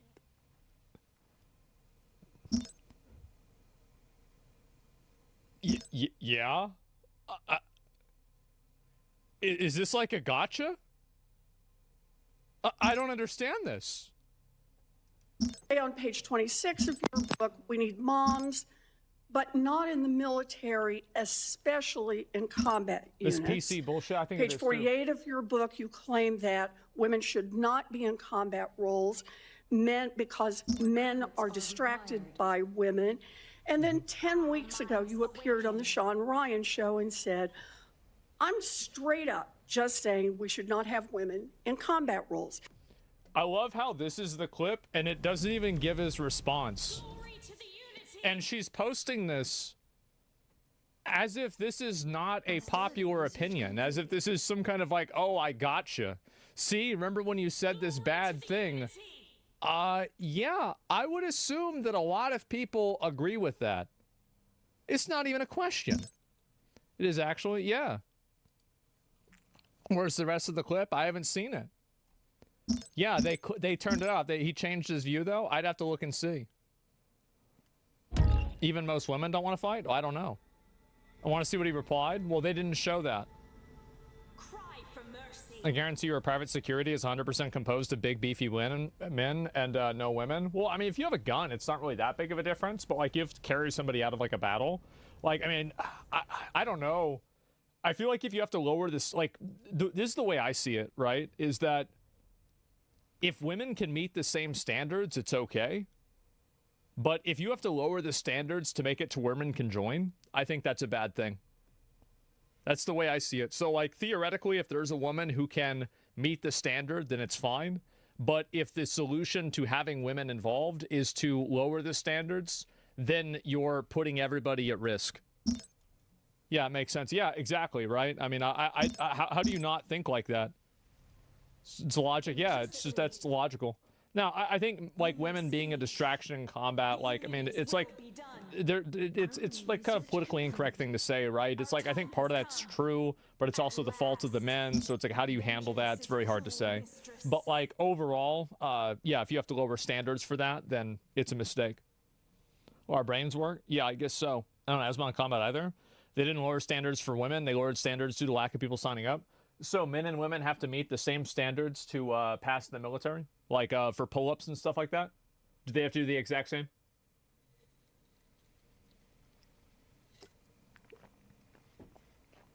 Right, so women have lower standard. Okay, yeah, that's what I thought. Okay, so yeah, it's bad. Okay. Yeah, they have lower standards. Yeah. All right, well, there it is. Really simple, like, wow. Literal, like... How do you not think like this? I don't get it, man. Not even half? Yeah. Anyway, so, yeah, this is interesting, but I don't think there's, like, too many good clips about this, unfortunately. I'll go ahead and I'll look at the rest of it, but that's it. Retards run the country? Well, I don't know. I mean, I think that, like, everybody can agree, like, you know, having somebody in, like, a nurse role or something like that, or, like, a secondary role is not that big of a deal. But if you have, like, a combat role where you need to have, like, a certain level of physical capability, then if you don't meet that standard, it doesn't matter what the reason is. You're just simply not there, right? I mean, that's it. Yeah, support staff is fine. Yeah, exactly. I mean, like, it's not personal. It's not about, I have the same viewpoint with, like, fat cops. Like, if you're a fat cop and you can't pass, like, some physical test, then you need to fucking, like, go on leave until you can. Like, it's the same exact thing. Like, I don't think there's any difference between the two things at all. Logistics upgrade complete. Harmony research. This is the video where he talks about all this shit. So we're gonna get into it. Damn. We had a very busy weekend. We got the 6 hostages out of Venezuela, as you probably know. And they're very safe right now. They're home with their families. Well, that's good. We appreciate the hard work of a lot of people. I didn't even know that was happening. Grinnell. We appreciate the cooperation from Venezuela. And we have some very happy people right now. Nobody thought that was going to happen. So they are home, they're safe, and they're with their families. That was a big one. Secretary of State Rubio is in Panama right now. And little Marco. We're talking about the Panama Canal. What they've done is terrible. They violated the agreement. They're not allowed to violate the agreement. Apparently, they came back to the table, too, by the way. Huge win with the Panama Canal. Officials announced that it will not be renewing its memorandum of understanding with China. There it is. Is running the Panama Canal. Yeah. That was not given it's to $3 China, million that per was ship. Given to Panama I could see that adding up. But they violated the agreement, and yeah, I could definitely see that adding up. Something very powerful is going to happen. And as far as other things are concerned, as you know, we had a very busy weekend. We're dealing with Israel. We're dealing with Ukraine and Russia. We have meetings and talks scheduled with various parties, including Ukraine and Russia. And I think those discussions are actually going pretty well. The discussions on the Middle East with Israel and various and sundry other countries are progressing. Bibi Netanyahu's coming on Tuesday. And I think we have some very big meetings scheduled. President, do you feel that Elon Musk is delivering on his promises to you? Do you feel he's doing a good job right now with I do. I think Elon's doing a good job. He's a big cost cutter. Sometimes we won't agree with it and we'll not go where he wants to go. But so there was a guy. Let me see if I can find it real quick. And apparently somebody was on the government payroll. Let me see if I can show you guys this. Vengeance is a cruel mistress. So let me see. It might take me a minute to find this, but I'll see if I can get it. And where the fuck is it? Where the fuck did it go? The anima are restless. Oh my God, where is it? He's making so many posts, it's hard to keep up with it.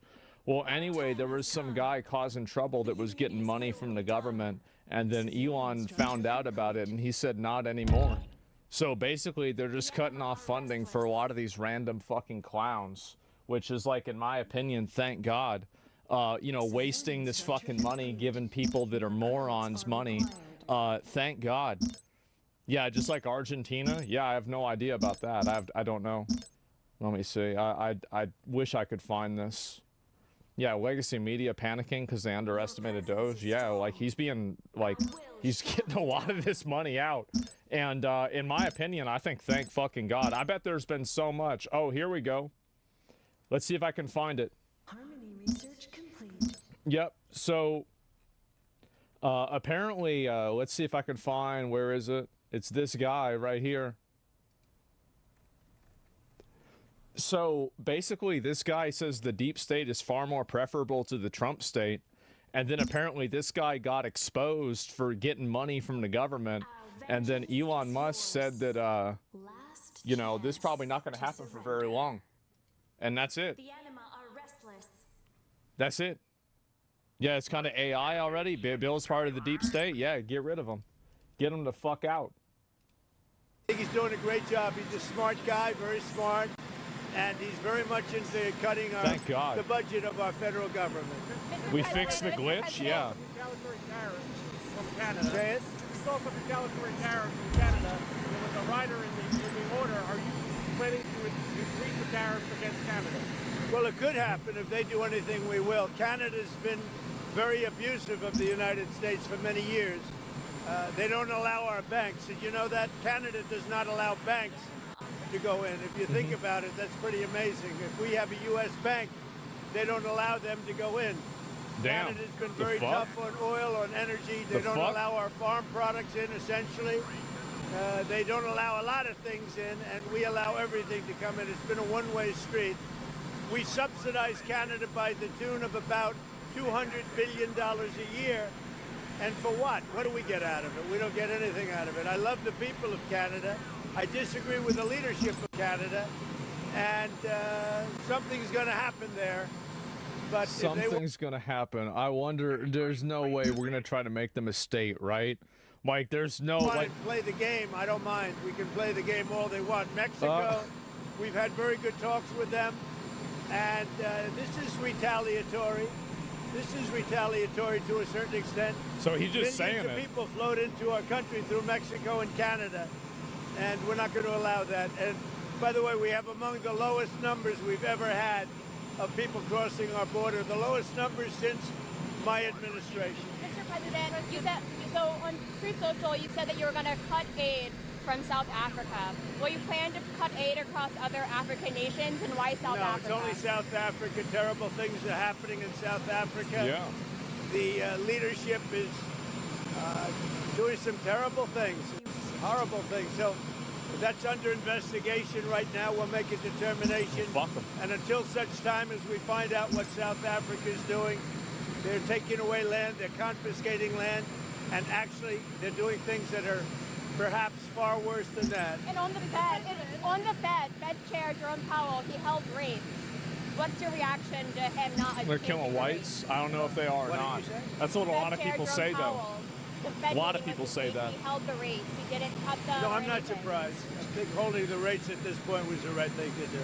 They are. I mean, this is the way I look at it. I mean, do I want to pay for that fucking shit? No, man. Let them fucking rot. Like, that's not my problem. What happens in Africa? You think I give a fuck what happens in Africa?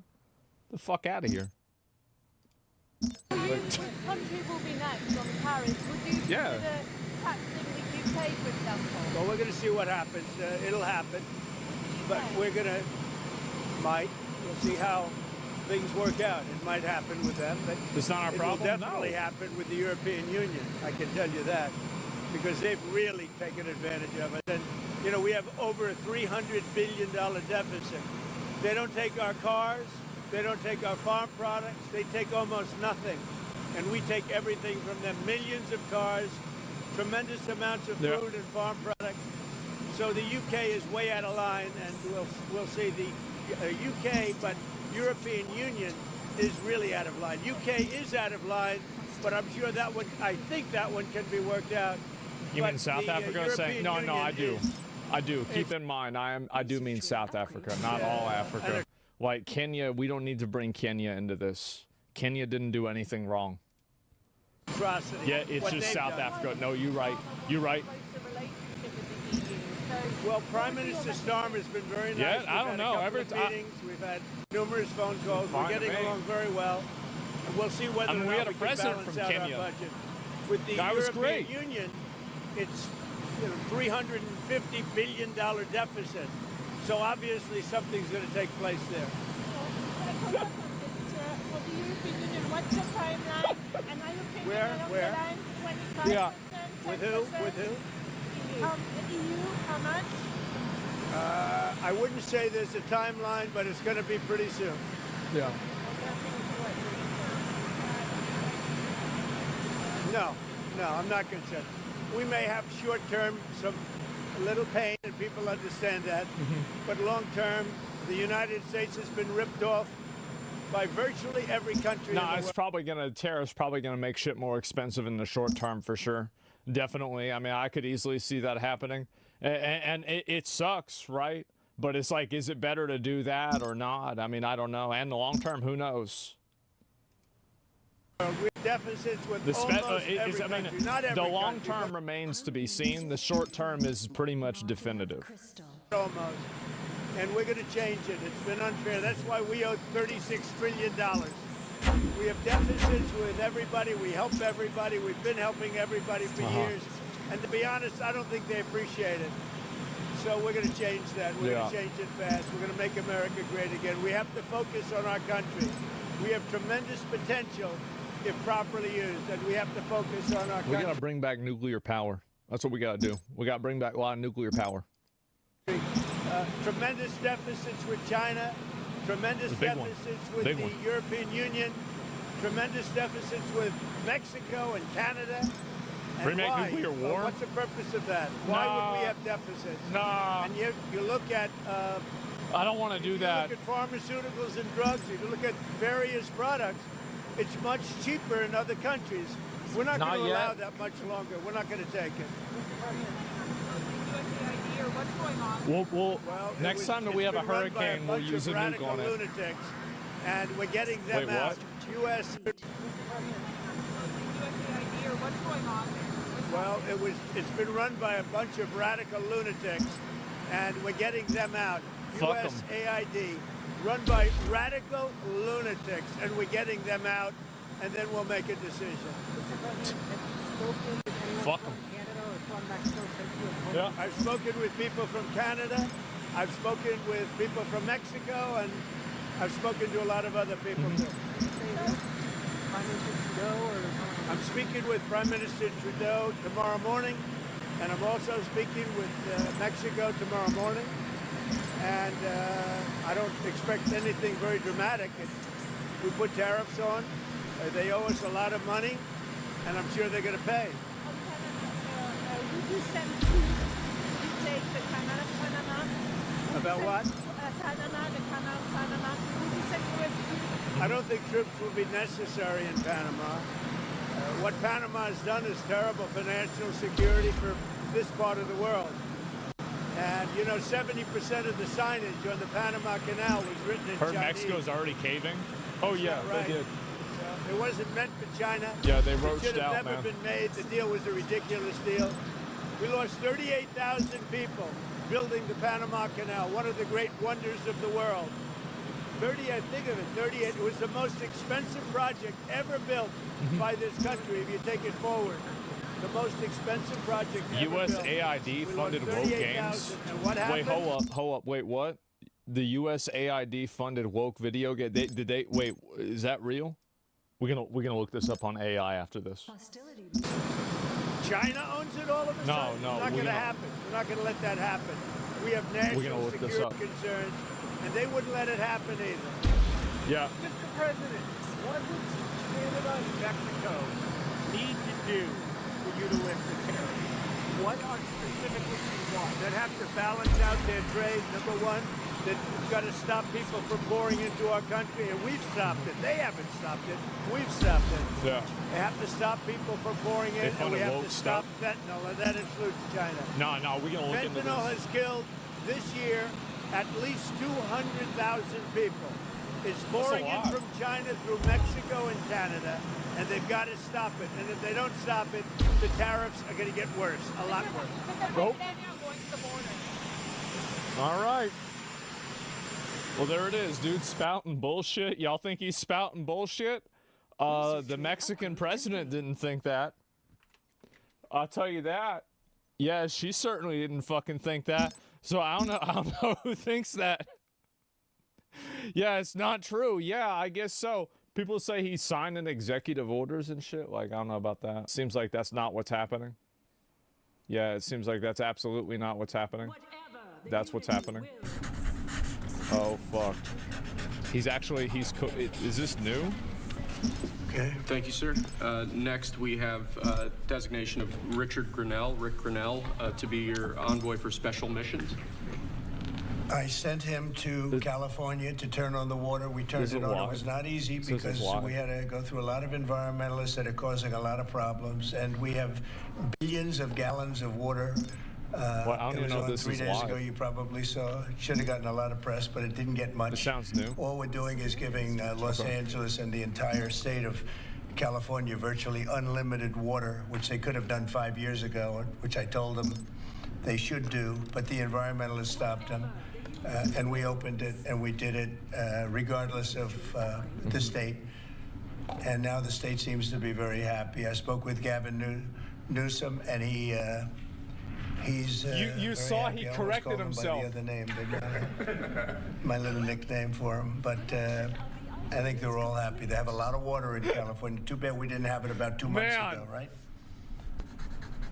He almost said by it. the He way, did. That was a big move. We have, I don't know if you saw the pictures that were released of the water pouring down from the Pacific Northwest and Canada and lots of other places. Trump posted And a it's kill pretty cam of amazing bombing sight. ISIS in caves. What? Friday trip as well. He had a very big Friday trip. You're right. We'll talk about it. He's a good man, Rick. Lastly, sir, we have a designation of Mark Burnett as your special envoy to the United Kingdom. You know Mark Burnett is? Oh my God. I figure he should be good. Let me see. I He's find certainly- this. You've done a great job. A friend of mine, and This is so very fucking talented funny. Guy. We have very talented people working for us. See, I I'll hold find that it. one up because Mark gets so much television. He We'll hold it up, actually- right? He'll be thrilled to see it. Oh my He's going to God. do a good job. Thank you, sir. Next, your administration has smashed records for appointing large numbers of highly He pinned qualified, his- capable people at all levels of the federal government. These are 28 sub-cabinet level officials being appointed to a number of different departments Content and makes agencies. itself, Some yeah. of them are quite important positions like departmental general counsels. But these are people who have been pre-vetted and have received your approval previously. Very good. Great. This is gonna be 4 years of this shit. Okay. He posted Thank you, on sir. an Instagram as well. Next, this is an executive order. This charges your Secretary of the Treasury, Scott Bessent, and your Secretary of Commerce, Howard Lutnick, to begin a process that will hopefully result in the creation of an American sovereign wealth fund. What? It's a very exciting event. What? We're going to have a sovereign wealth fund, which we've never had. We have a lot of things that create wealth, and you're seeing that over the last 2 weeks. I think we've created more wealth. Other people have created de-wealth, the people, my predecessors. We're creating a lot of wealth. Scott, maybe you'd like to say something about it, and I'd ask also Howard to say something about it. Yes, sir. This is very exciting. We're going to stand this thing up within the next 12 months. We're going to monetize the asset side of the U.S. balance sheet for the American people. We're going to put the assets to work. And I think it's going to be very exciting. We're going to study best practices as done around the world. It'll be a combination of liquid assets, assets that we have in this country as we work to bring them out for the American people. Yeah. The extraordinary size and scale of the U.S. government and the business I it don't know if does that's a good with idea or not. companies should create value for American citizens. If we are going to buy 2 billion COVID vaccines, maybe we should have some warrants and some equity in these companies and have that grow for the help of the American people. So I bring all these things together. I think Scott and I will create an amazing sovereign wealth fund for you, sir. That's a lot of So vaccines. other countries have sovereign wealth funds, and they're much smaller countries, and they're not the United States. We have tremendous potential in this country, tremendous. You're seeing that, what's happened just in a short period of time. And as an example, TikTok, we're going to be doing something perhaps with TikTok, and perhaps not. If we make the right deal, we'll do it, otherwise we won't. But I have the right to do that, and we might put that in the sovereign wealth fund, whatever we make, or if we do a partnership with very wealthy people, a lot of options, but we could put that as an example in the fund, and we have a lot of US other things government that we owning could put TikTok? in the fund. And I think in a short I don't period of know. time, we'd have one of the biggest funds, and some of them are pretty large. I must tell you, some of the Saudi Arabia fund is on the large side. But I heard eventually about we'll that. catch it. But we're going to create a lot of wealth for the fund, and I think it's about time that this country had a sovereign wealth fund. And these two gentlemen and some others are going to work with them very closely, and they'll be heading it up, and they're going to do a great job. Two highly respected people that have done unbelievably well in the world, in the real world. So that's a big deal, huh? Yes, sir. I think it's going to create value and be of great strategic importance. Okay. Mr. President, why is it important for Elon Musk to have access to the payment systems at Treasury? Well, he's got access only to letting people go that he thinks are no good if we agree with him, and it's only if we agree with him. He's a very talented guy from the standpoint of management and costs, and we put him in charge of seeing what he can do with certain groups and certain numbers. Some of the numbers are horrible, what he's found. Think of it, $100 million on condoms to Hamas. I thought it was only Condoms 50. to Hamas, and many other things that are frankly even more ridiculous. They And doubled they're it? finding tremendous waste, really waste. This, more than by the way, anything is else, I probably think you could total say. bullshit. Probably fraud and It's funny. abuse could be added to it. The more standard waste, fraud, and abuse. But they're finding tremendous amounts of really bad things, bad spending. You've been writing about some of it, frankly, and some of the things that they've been doing is just terrible. Elon can't do and won't do anything without our approval, and we'll give him the approval where appropriate. Where not appropriate, we won't. But he reports in, and it's something that he feels very strongly about, and I'm impressed because he's running, obviously, a big company. It has nothing to do, if there's a conflict, that we won't let him get near it. But he does have a good natural instinct. He's got a team of very talented people. We're trying to shrink government, and he can probably shrink it as well as anybody else, if not better. Where we think there's a conflict or there's a problem, we won't let him go near it. But he has some very good ideas, and we have a lot of very other talented people also. We're bringing in the most talented people in the world. By the way, we just unrelated, but we have two of the most talented people in the world. Remind me about The that woke legendary video Rupert game Murdoch shit after and Larry this. Ellison. So they are two legends in Yeah, we're gonna look business, this up. publishing, and probably every other. Rupert is Larry pretty much in a class by himself, right? I mean, although you may have a couple of bucks more, I don't know, but Rupert is in a class by himself. He's an amazing guy, and Larry is Larry. Larry's one of the most serious players anywhere in the world. So it's an honor to have you. This has nothing to do with you people, but they're here, and I thought it would be appropriate. I'm sure you didn't recognize them. If you're all going crazy, they're saying, "What are they doing here?" Thank you, sir. Mr. President, on the tariffs, is there any chance that Canada or China could also get out of the tariffs after you struck a deal with Mexico? Well, nobody's out with Mexico. We had a great talk with Mexico, and we had. This is actual, President like- Sheinbaum is a woman. I like her very much. We've had good relationships, but we have to stop fentanyl from coming in, whether I like somebody or not, and we have to stop the illegal aliens from coming in. I think we've lost 200,000 people on average a year for many years, much higher than the 100,000. Could be It's even mafia closer tactics, to it's cartel 300,000. tactics. I know that. They've agreed to put in 10,000 soldiers permanently, like forever, 10,000 soldiers at their side of the border and stop fentanyl and illegal aliens It from works. coming It into our does. country. They have a big incentive. It already to do. did work. Other than that, we've agreed to talk and consider various other things. We haven't agreed on tariffs yet, and maybe we will, maybe we won't. But we have a very good relationship. I also spoke with Prime Minister Trudeau of Canada, and we had a good talk in the morning, but I did ask him a couple of questions, like, banks aren't allowed to do business in Canada. Canada is very tough. Canada is very, we're not treated well by Canada, and we have to be treated well. Yeah, fuck Canada.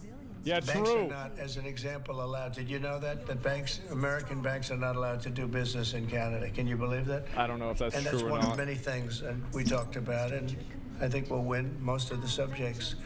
But for some reason, a lot of things have been very unfair with Canada. I noticed that in the first term. You deal with people, and after a while, you begin to realize, like you learn that Larry Ellison's very tough to do business with, okay? He's a very tough guy. I mean, I'm sure you're shocked to hear that. But Canada is very tough. They're very, very tough to do business with. And we can't let them take advantage of the U.S. They don't take our agricultural product for the most part. They don't take our cars. They make cars, but they basically don't take our cars. And, you know, we don't need... And, Banks aren't allowed in Canada? I think we're going to have another good conversation today. Because We're Canadian actually banks speaking at can't 3 go o'clock bankrupt? again. But we don't need them to make our cars. We don't need them to give us lumber. We don't need them for agricultural products because we have all the agriculture we need. They don't take our agricultural product for the most part, our milk and dairy, etc. A little bit they do, but not much. So we have to take milk theirs. Canada to make them take our milk? And as far as cars are concerned, they took in a big percentage, almost 19% of the market. All right. And, you know, I wouldn't mind making our cars in the United States, so we have a problem there. I'd like to make our cars in the U.S. We don't need Canada to make our cars. With that being said, we're going to have another call at 3 o'clock. We had a call this morning. It was a pretty good call, I'd say.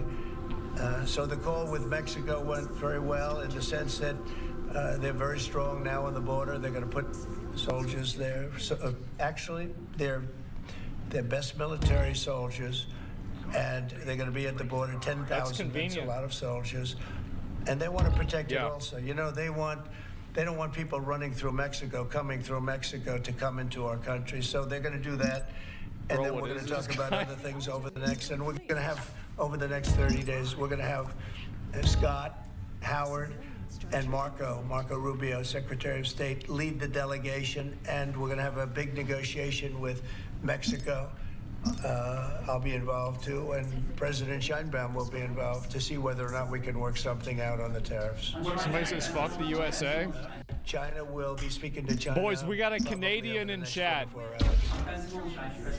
We don't want fentanyl coming into our country. We got a Canadian. Now, we had another big thing, speaking of China.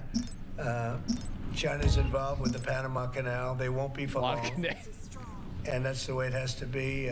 Marco just got back, as you know. He's in the process of coming back. I guess he's almost back by now.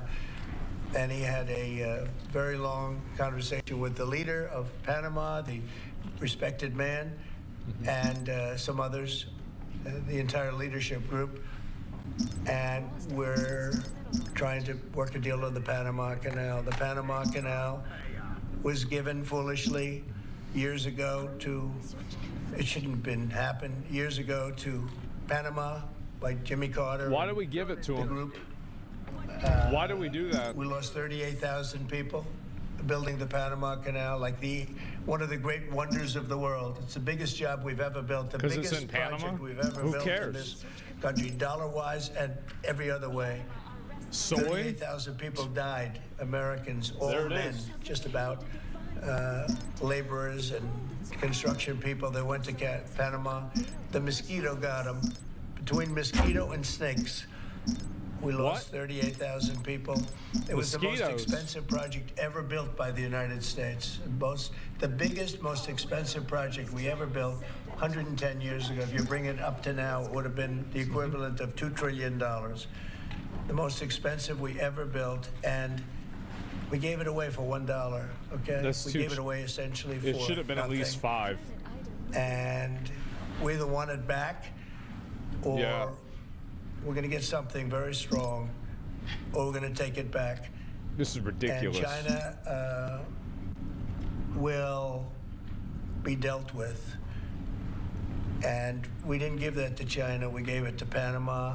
We shouldn't have given it to Panama, but Panama, as you know, has violated the agreement, totally violated the agreement. Oh, my so God. that's in the process right now, but they did have a very good meeting with the head of Panama. Jesus Christ. On China, Can you say your current thinking about whether China should be forced to pay reparations both for fentanyl deaths and the million COVID? No, I haven't talked about that, but they do have tariffs. Honestly, nobody, the amount of money that was lost and most importantly, the lives lost because of COVID is not something that anybody could ever even imagine. It's probably $60 trillion, and all the countries in the world don't have $60 trillion. The amount of death and the amount of destruction and yeah, the that amount of money COVID thing lost was a pretty big mistake, is huh? probably $60 trillion. Yeah, they really fucked that one up, huh? About 3 months ago, I was just, wow. It figured out. Nobody knows what the real number is, but it's almost an infinite number. The damage done, but I have not discussed that. What I have discussed is we'll have some good meetings with China. We have meetings planned, and we'll see what happens. But that was just an opening salvo. If we can't make a deal with China, then the tariffs will be very, very substantial.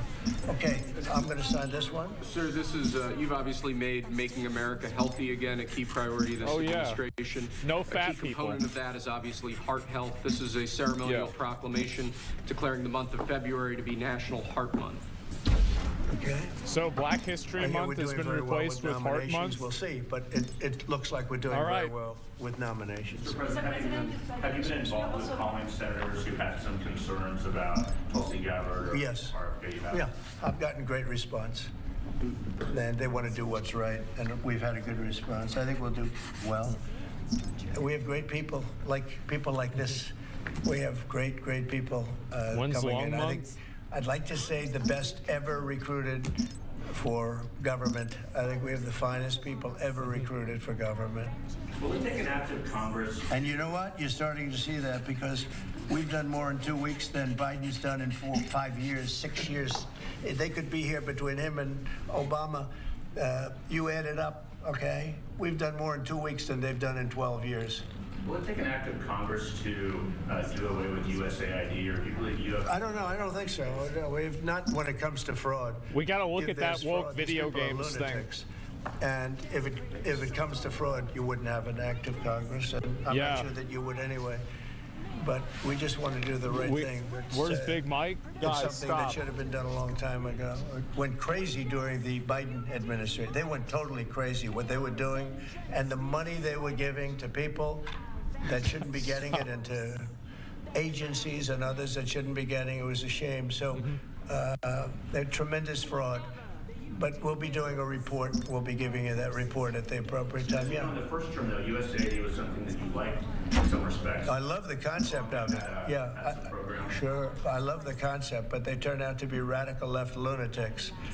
And the concept of it is good, but it's all about the people. Mr. President, you said you also want to impose tariffs on the EU. What kind of tariffs are you We're going to put tariffs on the EU, massive too? deficits with the European Union. Damn. Massive. Like $350 billion, if you can believe it. They don't take our farm product. They don't take our cars. They don't take almost anything, but we take their cars. We have millions of cars coming in, BMW and Mercedes-Benz and Volkswagen and just so many different cars, and we don't do anything about that. And we don't charge them tariffs. They make it impossible to sell cars in the European Union. They make it very difficult, agricultural product. They actually don't take it. And they have a lot of excuses. Some of them are the pesticides and the different chemicals used. And Bobby Kennedy actually is looking at that very, very seriously. Yeah. Maybe it's not necessary to use all of that. You know, we want to be the healthiest country, and we're not. We spend My mom more money used to be food in than on this anybody else in terms of Monsanto its shit. creation, but we're not. She said the healthiest pesticides were country. making So people maybe like there is have something cancer to and the shit. fact that we shouldn't be using so much chemical. Yeah, so maybe And the EU's that'll right. stop. But Bobby Kennedy is the one, because he is not a believer in all of the things we have done, and neither are the Europeans. So we'll see what I don't happens. want But they chlorinated use it as chicken. an excuse not to buy our product. I want Kentucky Fried Chicken. And you tried. I asked a couple of the leaders. RFK is going to make that happen again. How many Chevrolets or Fords do you see in the middle of Munich? And the answer is none, because they don't take any cars. They don't take anything. So the European has abused the United States for years, and they can't do that. and they want to make a deal. Let me tell you, in all cases, they all want to make deals. There's nobody that doesn't want to make deals. They've been abusers, and they want to make deals. So we'll see about that. But we'll have, I think, some very fair. All we want is a fair deal. And you know, there's a word, reciprocal. I'd go right now, reciprocal tariffs on everybody. Because many of the countries that you feel so horrible about, the way they're being treated by Trump, you're saying, oh, President Trump is so terrible to them. Well, they charge us tariffs. European Union has a VAT tax, which is through the roof. The value It's added. a similar thing. It's 25%. Similar to a tariff. It's a VAT. And they have it, and it's numbers like Had you to learn wouldn't about that believe. with Starforge. And, Canada, I told you about the banks, and I told you they charge us. And people don't say that. They don't like to say it. Just like they don't like to say that I It's opened called up VAT. the water for California. It's a great thing. It's too bad they didn't do it themselves. I had to do it, and it was not easy. We did it a very rough way, and I didn't like to do it a rough way. We shouldn't have to do it a rough way. But a lot of these countries that we're talking about, you know, they're so-called allies, but they don't treat us well. And just like I got $420 billion, and now it's actually over $100,000 a month out of the $600 country. billion. That's nuts. Yeah, it The is. Secretary General of NATO came in 2 weeks ago, and he said it was a miracle when Trump came in. When President Trump came into NATO, he said it was $636 billion by saying to them, no, you have to pay. And if you don't pay, we're not going to be there for you. You know, somebody has to say it, and they paid. And it was a large amount of money. And one of the problems we have with the Russia-Ukraine situation is that we want to see some equalization, because we're in for close to $300 billion, and they're in for $200 billion less. Why are they in for less? Because Biden never asked them for money. He never said, you got to pay. He never did. All he did is hand out money. So we're talking with them right now, and we're actually working some deals right now. Oh so my we have God! Why would he do that? Some guarantees and some other things to keep that whole situation to go, really going. I mean, going. We're telling Ukraine they have very valuable rare earth. We want what we put up to go in terms of a guarantee. We want a guarantee. We're handing them money. So we're hand giving over them fist. weapons, and then we want their stuff? European is not keeping up with us. They should equalize. And look, we have an ocean in between. They don't. It's more important for them than it is for us. But they're way below us in terms of money. And they should be paying at least equal. They should really be paying much more than us. But let's say equal to us. And they're billions and billions of dollars below. So we're looking to do a deal with Ukraine where they're going to secure what we're giving them with their rare earth and other things. Mr. President, the deal with Mexico this morning, was that partially related to the market reaction and a criticism from Mr. Murdoch's own newspaper? He called it the dumbest trade war on the editorial page on Saturday. I'm going to have to talk to him. I've been right over the Wall Street Journal many times, I will tell you. I don't agree with him on some things. No, it's not only is it not dumb, you're going to see. Every single I'm one not of getting those live countries is notifications. dying to make a deal. You know Did why? y'all 'Cause get a they're ripping notification us for my off stream today? really badly. And the United States is tired of just being ripped off. And A lot of people that's didn't. why we have $36 trillion I think I'm in being debt. We have it suppressed for a reason, for because political we make reasons bad deals again. with everybody. It's probably because And I'm white. We don't allow that anymore. So the Wall Street Journal is wrong. I think that's what's because happening. Very simply, every single country that you're writing about right now is dying to make a deal. Because the deals they have right now are so good and so good for them and so profitable for them. You didn't know that Canada didn't allow our banks. You didn't know all of these different things. And I think in the end, you're going to see that either very, very substantial tariffs are going to be paid by them, or they're going to make some kind of a deal. Did Mexican President Sheinbaum? Did what? Did you blink this morning? There was no blinking. No, she's a wonderful woman, but she did agree to 10,000 soldiers on the border. I would say that's a lot. Would you say that's pretty good? 10,000 soldiers on the border? And the 10,000 soldiers are going to keep illegal aliens out. And they're going to keep them out, seriously out, and otherwise they're going to have a big penalty. Mexico's going to be penalized. They're not going to come through Mexico anymore, and they're not going to let the fentanyl come in from China. And China hopefully is going to stop sending us fentanyl. And if they're not, the tariffs are going to go substantially higher. Sir, Ron, just to clarify what you said about Ukraine earlier, the rare earths, is that something you want them to give the rare earths to the United States? Yeah. I want to have security of rare earth. We're putting in hundreds of billions of dollars. They have great rare earth, and I want security of the rare earth. And they're willing to do it. Sir, Mr. President, on Canada, when you talk to Justin Trudeau again, is there anything he can give you at 3 p.m. when you talk again to also I don't know. pause, I don't know. like you said, with Mexico? I don't know. We have big deficits with Canada, like we do with all countries. I mean, I look at some of the deals made, I say, who the hell made these deals are so bad? But with Canada, I have a talk with him, and you maybe know or maybe not. We're going to meet again or talk again at 3 o'clock, right after my next meeting, and we'll see what happens. I can't tell you what's going to happen. Mentioned that he could agree to change your mind on the tariff? Well, we can always, look, what I'd like to see, Canada become our 51st state. We give them protection, military protection. We don't need them to build our cars. I'd rather see Detroit or South Carolina or any one of our Tennessee, any one of our states build the cars. They could do it very easily. We don't need them for the cars. We don't need them for lumber. We don't need them for anything. We don't need them for energy. We have more energy than they do. We don't need them for energy. So I say, why are we doing this? Why are we willing to lose? He said the thing. Between $100 billion and $200 billion a year. We don't need them. As a state, it's different. As a state, it's much different. And there are no tariffs.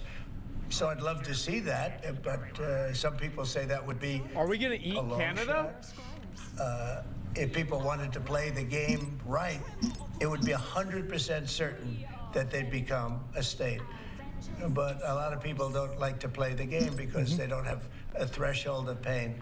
And there would be some pain, but not a lot. The pain would be really there. So we're going to meet again by phone at 3 o'clock, and we'll let you know what it is. Oh, shit. Coming in tomorrow. Yes, you've mentioned in the past you're concerned about Israel being too small geographically. Would you support annexation of parts of the West Bank by Israel? Well, I'm not going to talk about that. It certainly is a small, it's a small country in terms of land. See this pen, this wonderful pen? My desk is the Middle East. And this pen, the top of the pen, that's Israel. That's not good, right? You know, that's a pretty big difference. I use that as an analogy. It's pretty accurate, actually. It's a pretty small piece of land. And it's amazing that they've been able to do what they've been able to do when you think about it. It's a lot of good, smart brain power, but it is a very small piece of land, no question about it. Mr. President, you said earlier that Elon Musk is doing everything with your say-so. So is there everything that he has done thus far, going to all the agencies, shutting off access, getting access to federal payments, that all has yours? You're okay with all of that? For the most part, yeah. If we, if there was something... They're trying to get mad about Elon, about Leon having that, yeah. Leon. Where you wouldn't let him work because he has conflicts of interest. If there was a no, I haven't seen that. And he would know not to do it. So we haven't had that yet. But if there was a conflict, we would let him work in that area. Earlier you said, with regard to Panama, that they were going to make a deal where the U.S. was going to take it. How long do they have to make that sort of deal, and are you still leaving on the table? We're going to meet with Panama on Friday at about 3:30 in the afternoon by phone, and maybe there'll be some representatives at, here or there. But we're going to be talking to Panama on Friday, essentially. And they've agreed to certain things, but I'm not happy with it. On the Middle East, Mr. President, so it's still not enough? Do you still have doubts that this Jesus. On what? On the Middle East, do you think the ceasefire I have no assurances that it'll hold. I mean, I've seen people brutalized. Nobody's ever seen anything like it. No, I have no guarantees that the peace is going to hold. Steve, you might want to say something about that. Steve, the Israel-Palestine. It's holding so far. So, and we're certainly hopeful, and that's the president's direction. Get the hostages out, save lives, and how many times, bro? Hopefully a peaceful settlement of it all. So far it's holding. Mr. President, on a different topic, questionnaires have been going out to FBI agents across the country. Do you think I don't read your message? Especially in the investigation. Do you believe anyone involved at any level should be fired? We'll get to it. Well, I think the FBI was a very corrupt institution, and I'm a victim of it in a true sense. I was able to beat it, but other people have been treated horribly. I think the FBI had a great reputation. I think its reputation was really damaged badly, as Well, they is shouldn't have tried to fuck with DOJ. Martin Luther King. Look at what they've done in terms of How about that? weaponization. Look at what they've done to a political opponent. Yeah. Probably got me elected by what they did, or I think I was doing well anyway, but they might have got me elected. But you know what? Snowden, We have to yeah. have pristine, beautiful, perfect law enforcement, and what we want to do, and Cash is the one to do it. He's President the Fit one reacted to guy your video? that is going to do it. What Myron said? We have to bring the reputation of the FBI. We have to bring the fact of the FBI back to what it could be. Not even to what it was, even better than it ever was. Because who would have thought that the FBI could have been corrupted like they were corrupted? Who would have thought that would have happened? Who would have thought they would have been used to go after, Who would have political thought? opponents, I mean, I essentially, would have but thought. Me being the number one, and so many other things beyond that. And they've been hurt very badly, and we'll see what happens. But Cash is the one to do it, and I hear he's doing very well. Cash will straighten it out. We have great confidence that we can make the FBI great again. Okay, one or two more and we'll be done. Gabbard's nomination is. Say it? Tulsi Gabbard. Yeah, I think Tulsi's going to be doing okay. I'm not sure. I can't guarantee anything, but she's liked by so many people, especially people in the military and law enforcement. She has a little bit of trouble with some senators over her thoughts on Edward Snowden. I know Snowden, you've mentioned in the past you're thinking about pardoning him. Are you still, and what do you think about that? No, I don't talk to about it right now. I just, people feel very differently. Some people think he should be pardoned, and some people think it would be a terrible thing to do, but I don't get involved in that. Mr. President, what are you discussing with Mr. Murdoch and Mr. Just respect. I have great respect for Rupert Murdoch. I disagree with him a lot of times with the Wall Street Journal, but that's all right. We've disagreed before, and I'm sure they didn't have any idea what they were talking about, because already you see what's happening. Look at Colombia. Look at what I can't happened read all with your that. messages. Everybody said that with I used to Colombia it process was going tax to be documents. a disaster. In 1 hour, everything was settled.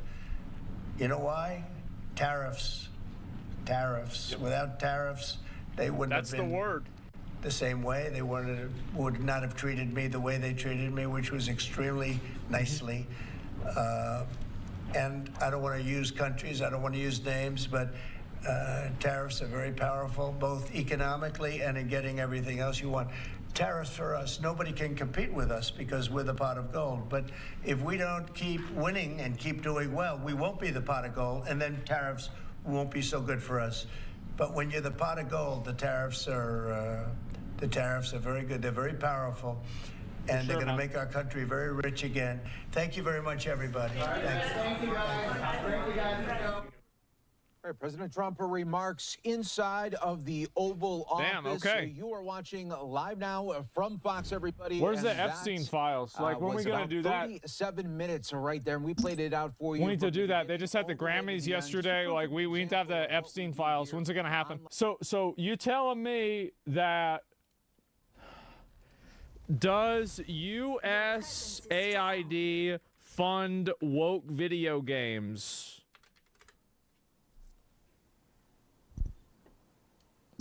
Woke is subjective. Here's an analysis. Has supported developmental educational video games to just what? Yep, that's a yep. Absolutely. Holy shit. Are you kidding me? Interpreting these games as woke would determine on the definition of woke is promoting awareness of social injustices, inclusivity of progressive values. Yep. We gotta shut it down. Holy shit. How much money do they spend on woke video games? The unity senses that an enemy has finished a powerful warship. How much money? What does it say? How much money? How much money?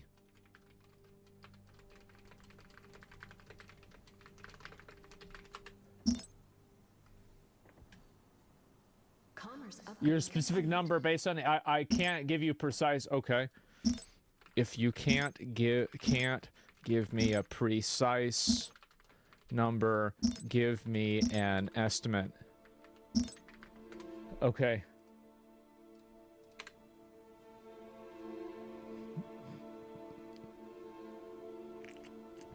Overall budget. How much? Okay. 5 million. Hypothetical 1 billion. On education, we get 5 million. That's surrounding it. It's not that much. That's nothing. That's nothing. Yeah, they got no. That's got to be more. 5 billion. That'd be a lot. Yeah, that's ooh, it's hard to say. So they are funding this shit. This is just weird, man. What do you mean? What do you mean weird? What do you mean weird? Nah. You getting pulled up. What do you mean by that? Bro, you gotta stop. We await the Unity's command. Why would I want why would I want my tax money going to the bullshit? Why would I want to go into this bullshit? For what reason? For what reason? We gotta stop this shit. Yeah, like the thing is, to me, like look, you stop the money, it stops happening. That's the way I look at it. Yeah, I want good games. I don't want this bullshit in my fucking games. Absolutely not. Yeah, I don't know. I'm just here to watch games. Okay, then just wait for me to play a game. People losing their jobs equals W? Nah, you a crier. You are a crier, bro. Like, all you do is cry. You're done. Get out of here. All you do is bitch. Every day you come in here and get mad. Get the fuck out. Jesus. Get bitch. I would understand once or twice. But damn, this is a while. Rip Bozo, yeah, he getting mad over nothing. But you quit every game you play? So we got a sucking retard in the chat, apparently. I just beat a whole demo of a game yesterday. I literally beat a whole demo of a game. So how is that true? How is that true that I literally just played a game yesterday, beat the whole game? So what was that? A whole demo? Yeah. Like, what do you think? I'm like, what do you think? It's a fucking marriage? Is it a marriage? Bitch, if it is, I'm getting divorced. I'm not gonna stay stuck to a fucking game. It's a video game. Damn. The hell people try and get upset about this shit for? Absolutely not.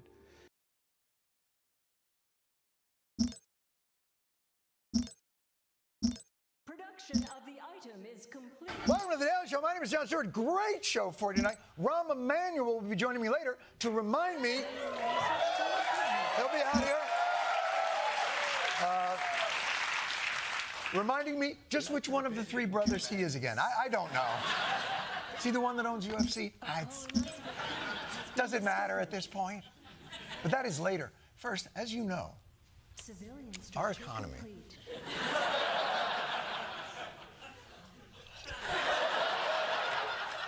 Our economy is in the midst of a beautiful metamorphosis, turning from a simple caterpillar into a dead caterpillar.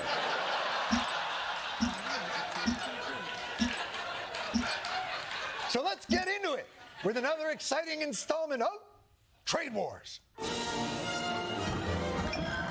favorite word. My favorite word. Tariffs. Tariffs. Now, you might remember when Donald Trump was reelected, Wall Street was thrilled, excited about deregulation, tax cuts, and the fact that you could once again call people sugar tits. One top banker told the paper that he feels liberated because now he can use offensive slurs like the R word and the P word without fear of getting canceled at work. The R word and the P word? Well, I can tell you today that top banker is definitely using both of those words. Perhaps even adding motherfucker right now. The market meltdown for the third straight day. Global markets are sinking. Markets across Asia, Europe, and Australia plunging. At one point this morning, the Dow sinking almost 1,600 points. The markets lost more than $6.5 trillion in value. This is an economic Armageddon.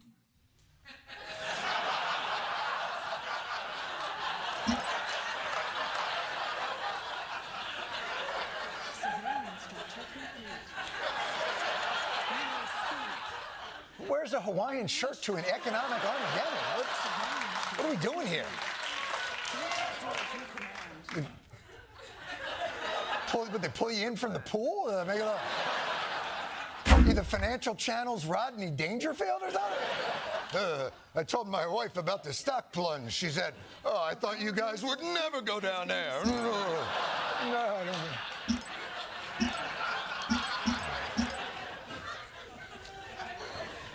Haven't done that one in a while. So. This turmoil could have lasting effects on the global economy, on everyday Americans, and most worryingly, the stock portfolios of members of Congress. Mr. President, now is the time to soothe a worried nation. Donald Trump put this out on social media. Don't be weak, don't be stupid, don't be a panikin, which he has termed a new party based on weak and stupid people.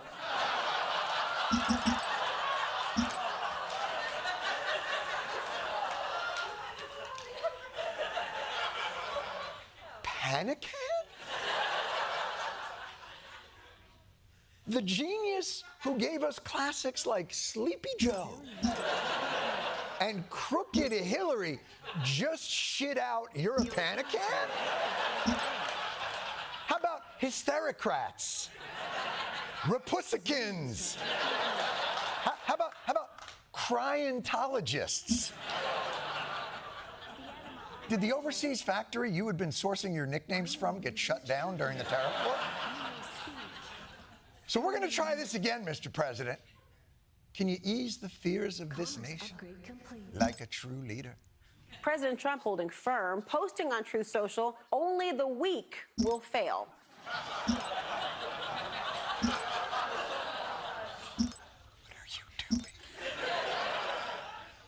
Your economic policy has the same tagline as season 3 of Squid Game?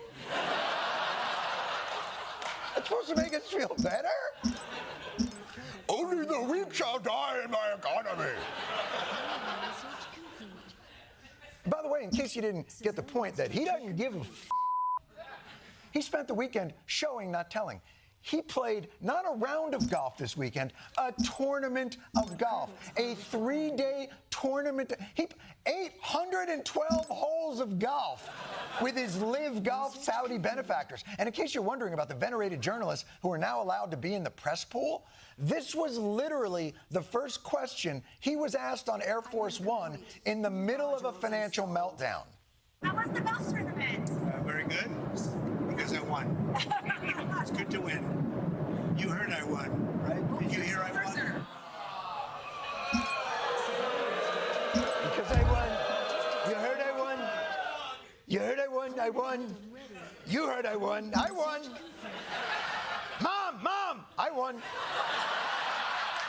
Mom! I won the tournament, Mom.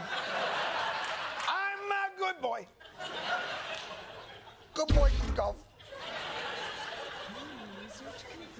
I know the stock market is not the totality of the economy, but if I remember correctly, in the run-up to the election, Trump seemed very concerned about the stock market. If Harris wins this election, the result will be a Kamala economic crash, a 1929-style depression. And anything she can do, I can do better. I can do it on my own. I won, Mom. Hey, Mom. Hey, Mom, look. Hey, Mom, look. No economy. Please love me. And it didn't have to happen like this. Trump had so many options to shape the world economy into the one he thought was fairer. He could have proposed some incentives to bring back manufacturing. He could have gone sector to sector, nation to nation, negotiate better trade reciprocal agreements. But he had to go to full Teresa. Now,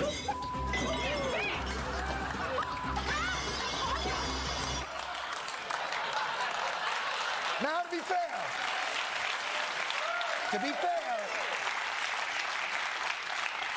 fair, to the Trump administration, they did give it almost 2 months and no effort before they asked ChatGPT what it thought they should do. But for those of us who've been tricked into believing that an economic crisis is a crisis, Trump's people have an answer. Don't panic. Calm down. Everything's going to be okay. I would not worry at all. The Dow's actually in the same place it was in August. Do me a favor, don't look at your stock portfolio. You know what? I don't really care about my 401k.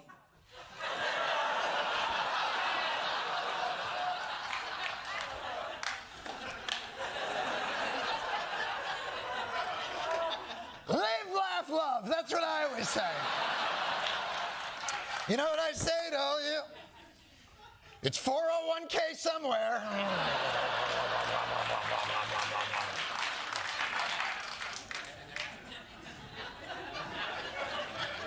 And when did the right become so chill? Aren't you the Bud Lights turning my kids trans, folks? But economic meltdown and you're getting all philosophical? Losing money costs you nothing.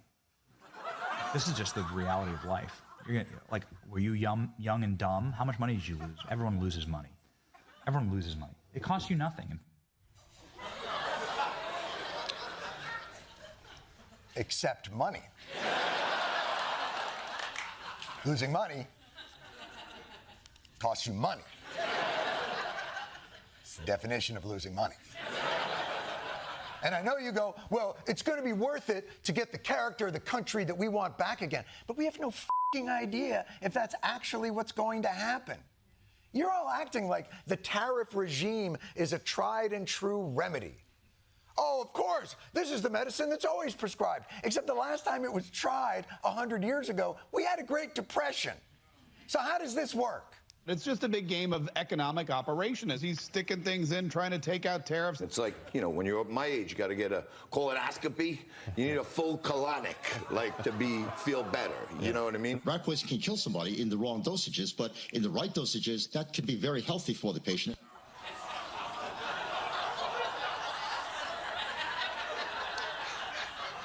So everyone relax. This is merely a routine rat poison colonoscopy. By the way, what's the right dosage of rat poison? Oh, if you get enough of it, hey, your headache will be gone. And by the way, I mean, it's slightly off topic, but the colonoscopy guy, his name is John Tobacco.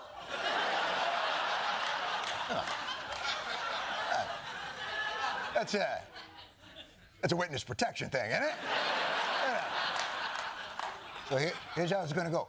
Your new name is John Tobacco. Say it back to me, John Tobacco. Your name is John Tobacco. Say it back to me, John Tobacco. Your new profession is you do anus metaphors on Newsmax.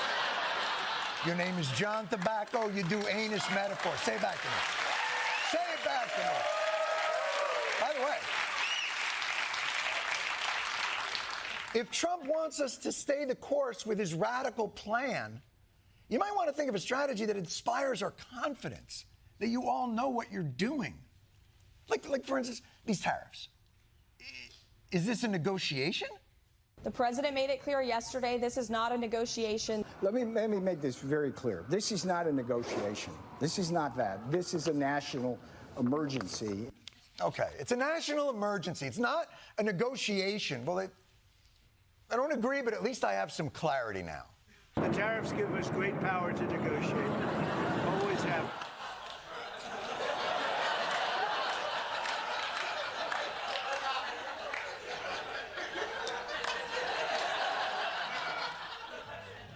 Too much rat poison. So what, is this a negotiation or is this permanent? It can both be true. There can be permanent tariffs and there can also be negotiations.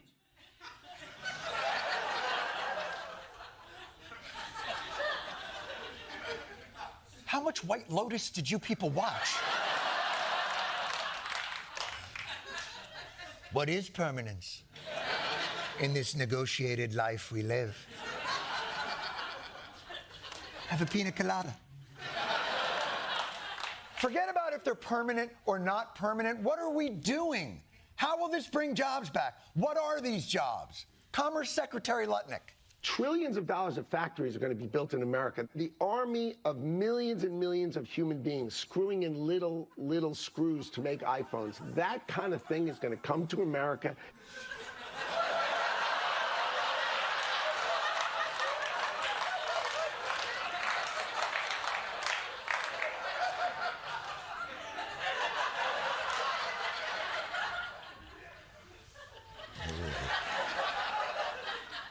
This is also that millions of Americans can develop the dexterity. I can't even get the lint out of the charging area on my phone. Now I gotta do the thing. Those are the jobs? That kind of thing is going to come to America. It's going to be automated, and great Americans, the trade craft of America, is going to fix them. Mechanics fixing robotics. That's what's coming to America. So it's not the screws. We're going to be robot mechanics. The robots do the screwing, and we're just there to make sure the robots are lubed. And ready to screw. That is the American Renaissance. We are robot fluffers. We are waiting. This is all.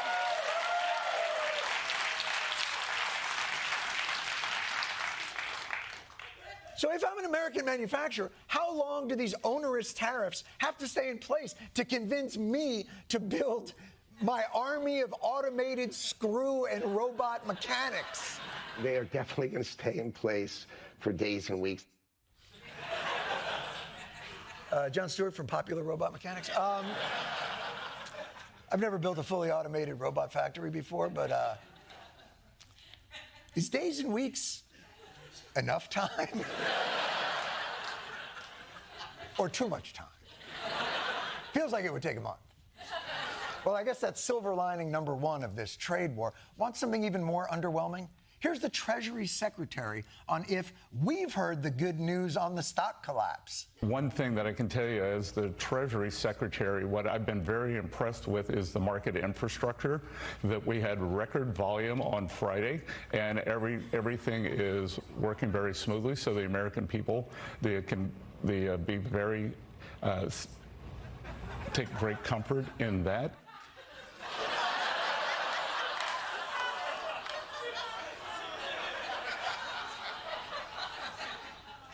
Blink twice if you want to be saved.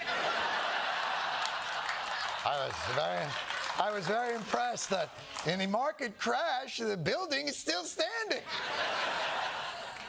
You know, the captain of the... I was very impressed by the way that the Titanic just slid into the water. Just smooth, almost like it was taking a bath. Just dipping a toe. Those drowning should take great comfort in the lack of backsplash. But their best argument so far for any of this is the same one that we got about Tinkerbell being able to fly. You have to believe. Don't panic, okay? You've got a president who understands business. I am grateful for a commander-in-chief that has the business acumen. Luckily, we have a businessman in the White House right now. The president did write the book, The Art of the Deal. Look, Trump is a master negotiator, and he does know the art of the deal. We're supposed to trust this guy because he wrote The Art of the Deal? That's it.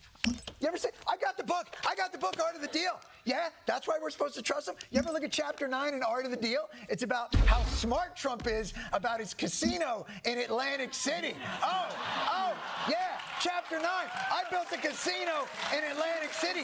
I'm a business genius. Whatever happened to the casino, Donald?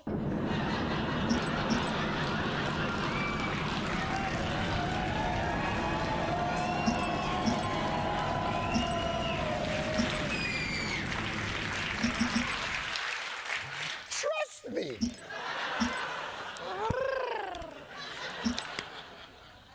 Look, you make a big announcement, but your reciprocal tariff formula was just the trade deficit divided by imports equation. And when you got busted on that, you threw out this ridiculous calculus problem that's just shapes.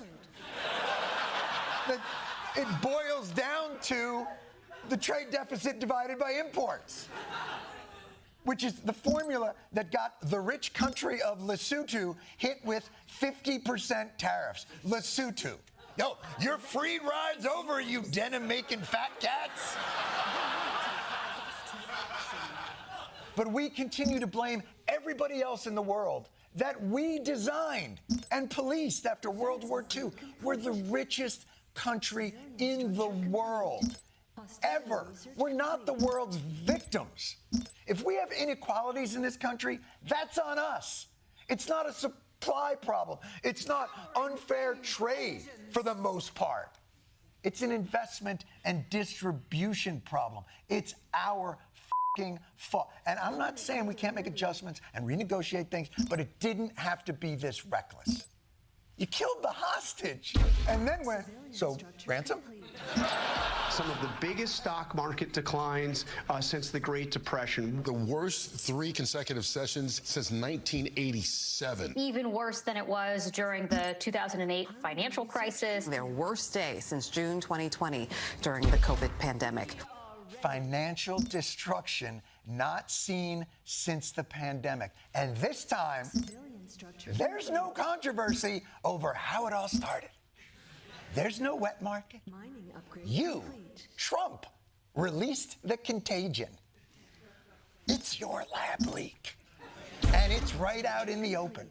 This is like if the researchers at the Wuhan Institute of Virology walked out to the Great Lawn with a Tupperware and went, "We have an exciting announcement."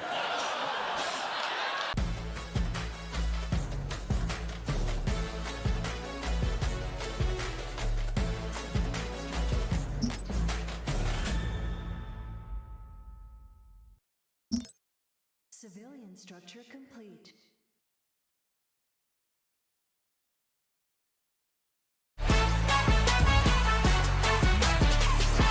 It is Trump's world, and we're just cowering in it. Over just the past few days, Donald Trump deported hundreds of Venezuelans to El Salvador, despite a judge's order, extraordinarily renditioned a pro-Palestinian Columbia student with a green card, declared that CNN and MSNBC should be illegal. By the way, I'm not against everything he does. No.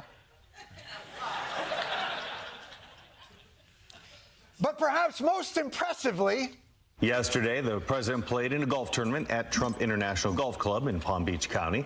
He later took to social media to announce his championship win, calling the victory a, quote, great honor. Oh! He won the tournament at Trump International. How did that happen? This dude's whole life, he's like the Make-A-Wish Batman kid. Hey, look at that, Donald. You caught all the criminals.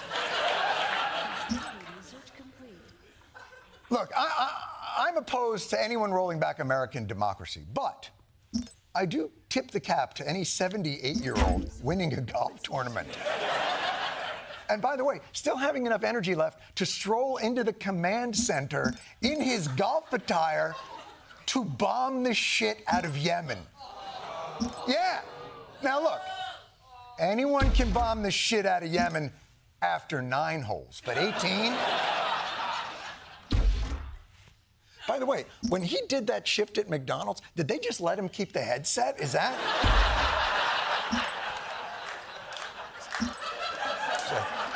While they're bombing the shit out of Yemen, he's like, hold on, I got fries at the drive-thru window, hold on. By the way, by bombing Yemen, Donald Trump continued a presidential tradition dating back decades.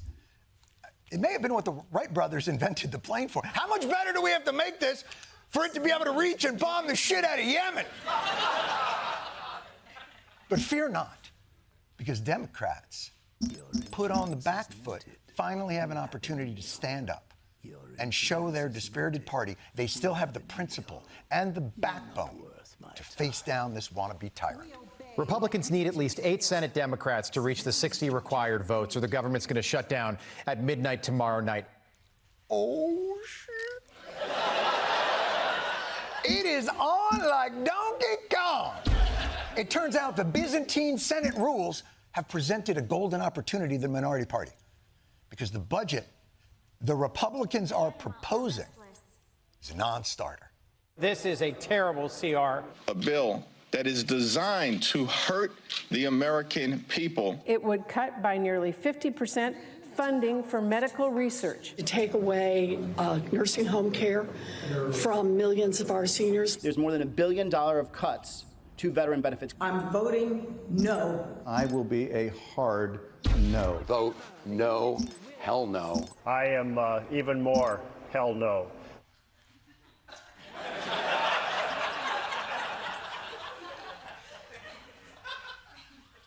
Can you be more hell no? Is that like, hell no? H-E double hockey stick? By the way, like, who's this dude fooling? You know that salty language isn't you, Merkley. Dollar in the swear jar. It's H-E double hockey sticks from now on. But this abomination of a budget shall not pass. Because, Senator Schumer, please remind the people what is necessary. Republicans do not have the votes in the Senate. You don't have the votes. You need congressional approval because you don't have the votes. Because the filibuster requires... I only saw the play once. You see, Republicans, your little evil budget plan might have worked if you hadn't forgotten that one Senator Schumer is Charles in charge of the Democratic Party.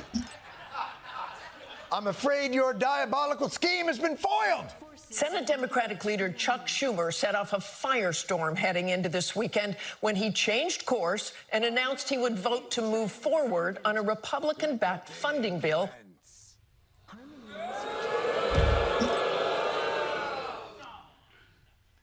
Turns out you had the votes. Republicans had the votes. What the happened?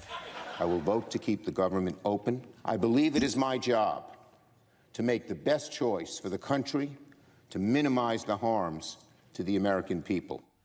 But you had said it were terrible. And wait a minute. Oh shit, I know what's going on here. All right, I know what's going on here. Yeah. You had me going, Chucky. You probably got a little something out of this, didn't you, old C-shoe? You wouldn't have given up that powerful leverage on the budget for nothing. My guess is Chucky got some cheese. Did Schumer get anything from Republicans in exchange for those dumb votes? He did not. Senator Schumer, no disrespect, but you are a disgrace to Jewish stereotypes about financial negotiations. That's just... I thought the whole point of us is that's what we do. But you're out there, how much is it? $5. How about I give you 7? Like, what are you doing? And for those of you who may have felt like this was a total capitulation, Senator Schumer just felt like this wasn't the moment for Democrats to press their case because Trump is still too strong. When he went below 40% in the polls, the Republican legislators started working with us. He was at 51. He's now at 48. We're going to keep at it, keep at it, keep at it until he goes below 40. When it happens, I am hopeful that our Republican colleagues will resume working with us. You're going to keep at it. Keep at it, keep at it, keep at it. And what? This was it. This was the it that you would have been keeping at. The keeping of the it. It's not the keeping of the it. That's the issue. It's what the it. Don't you have to start it to keep at it? If this wasn't it, then what it? What is it if this not be it? But apparently the grand plan is Dems keep fecklessly complaining until the 48 approval comes down to 40, which is a plan, but it's forgetting one crucial piece of information in Schumer's popularity calculation. Devastating, cascading poll numbers for Democrats. Only 27% of voters have a positive view of the party. The lowest favorability rating in the history of NBC's polling. You're at 27%. You've got to get Trump to lose 8 points of popularity just for you to get to the point where you're 13 points below him. Your approval is only 7 points above, where it turns red and goes into low power mode.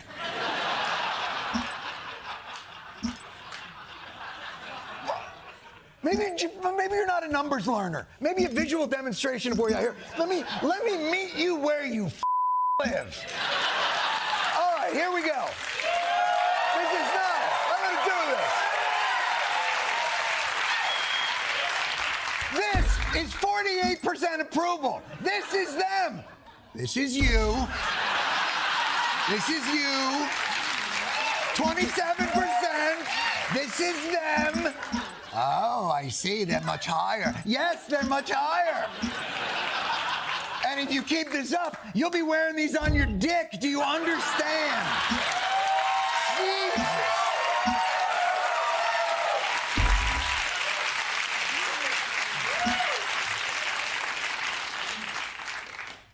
Perhaps I'm being too hard on the Senate. Although I am not.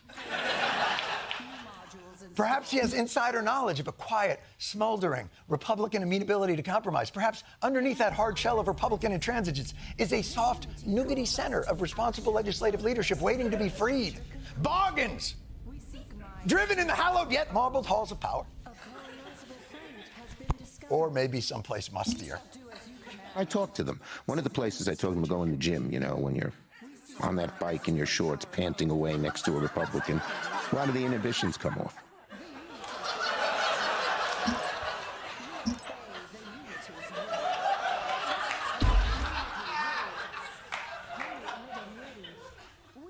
That's your plan. I'm going to dangle my balls out of my shorts and maybe at the gym. Oh, you know, they're going to lose all their inhibitions on the equipment. You know, actually, Chuck, I would like to work with you on Medicaid reform. And also, I never told anybody this, but I once jerked a guy off in a park. Oh, this elliptical, I just lose my inhibitions.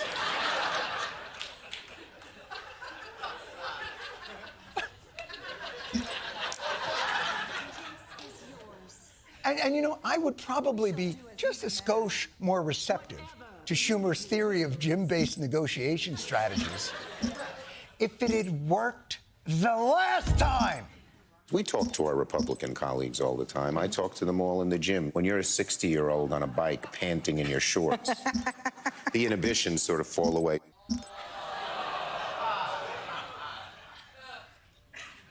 You know, I'm not here to posture shame. But for a guy who seems to be spending most of his life in the gym, a little less talky talk, a little more core.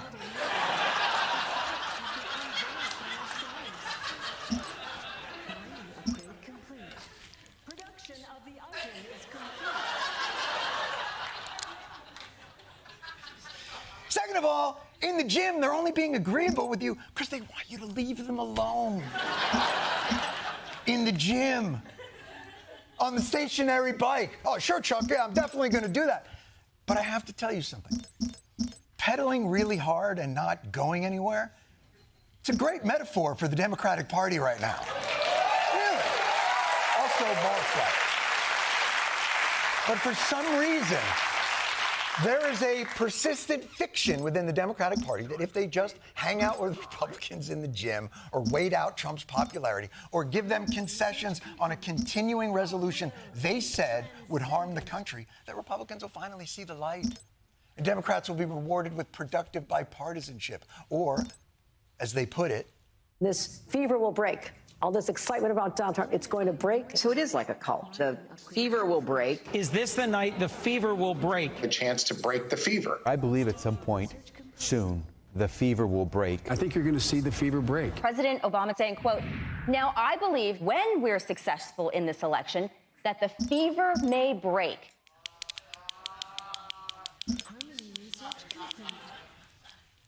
If someone's been running a fever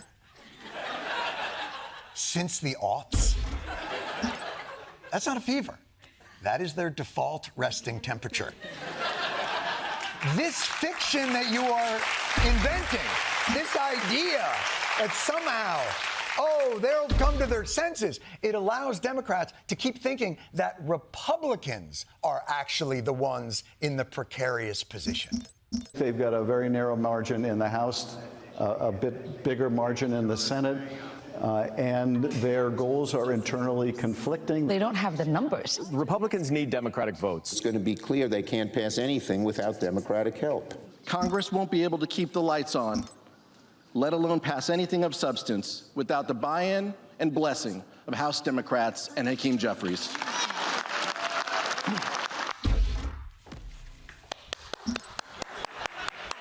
It's a great message, except Republicans have gotten everything through, every crazy appointment. The guy who wrote the children's book on Russiagate runs the FBI. Tulsi Gabbard, RFK, Weekend Fox and Friends guy. They all sail through. Literally, the only one that has failed so far is picking a Chucky doll that runs on cocaine and Viagra for Attorney General.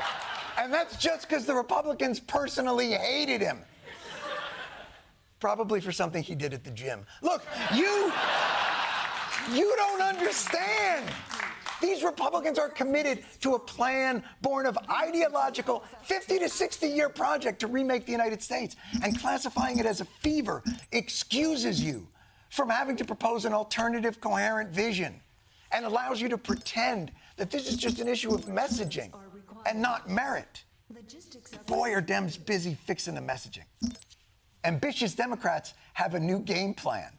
They're going to yak it up about sports and go on more podcasts or whatever the hell this is. Hi, I'm Congresswoman Sarah Jacobs.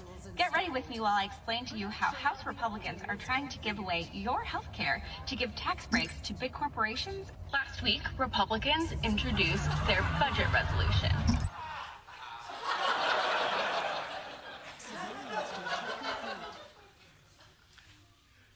I'm sorry. I'm having difficulty focusing on what you're saying because I'm terrified that you're a hard yellow light away from getting ready with Dan Crenshaw.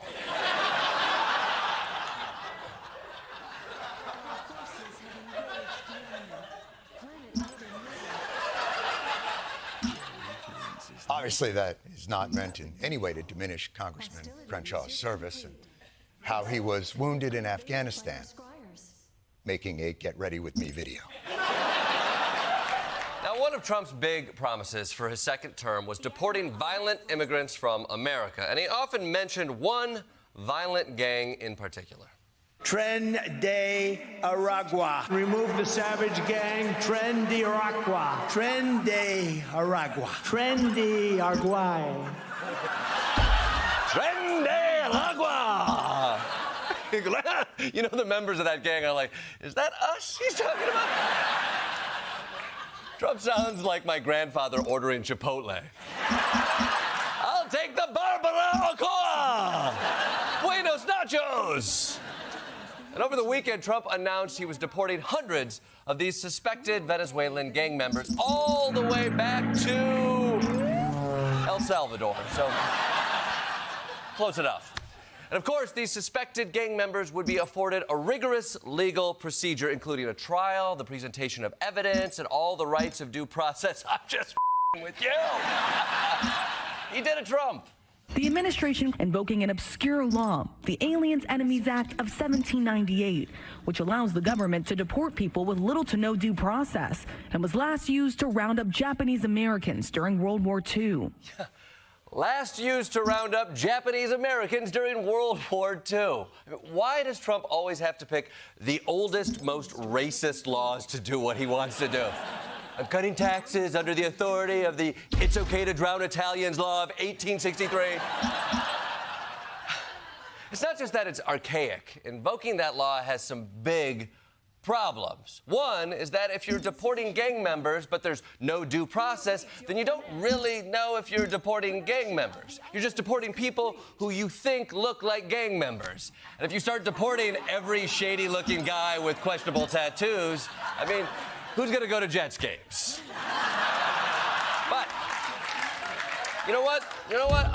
I'm sure Donald Trump has the cultural understanding to carefully discern who is a member of, what's that gang name again? Trendy Arguay. Yeah, you guys are There's another problem with invoking this law, which is it's supposed to be used in wartime. So to make this work, Trump had to pretend that we're at war with Venezuela, which we're not. Not to mention, a pretend war is an extremely complicated concept to throw at the Secretary of Defense on St. Patrick's Day. So, man. Okay, so bottom line here. Okay, there's a lot of legal questions up in the air. So on Saturday, a federal judge decided to pump the brakes. That federal judge, in an emergency hearing Saturday, ordered any plane containing these folks that is going to take off or is in the air needs to be returned to the United States, adding this is something that you need to make sure is complied with immediately. Oh, well, it was a good try, Donald, but the judge has ruled, and that's the way the system works. So Trump brought the Venezuelans back, gave them due process, did the whole Constitution thing. I'm with you again. He ignored the judge. The administration made a calculated decision to ignore a federal judge's directive to turn the flights around. My God. I mean, if you had told me that Donald Trump would trigger a constitutional crisis just 7 weeks into his term, I would have said, that is a lot later than I thought. I mean,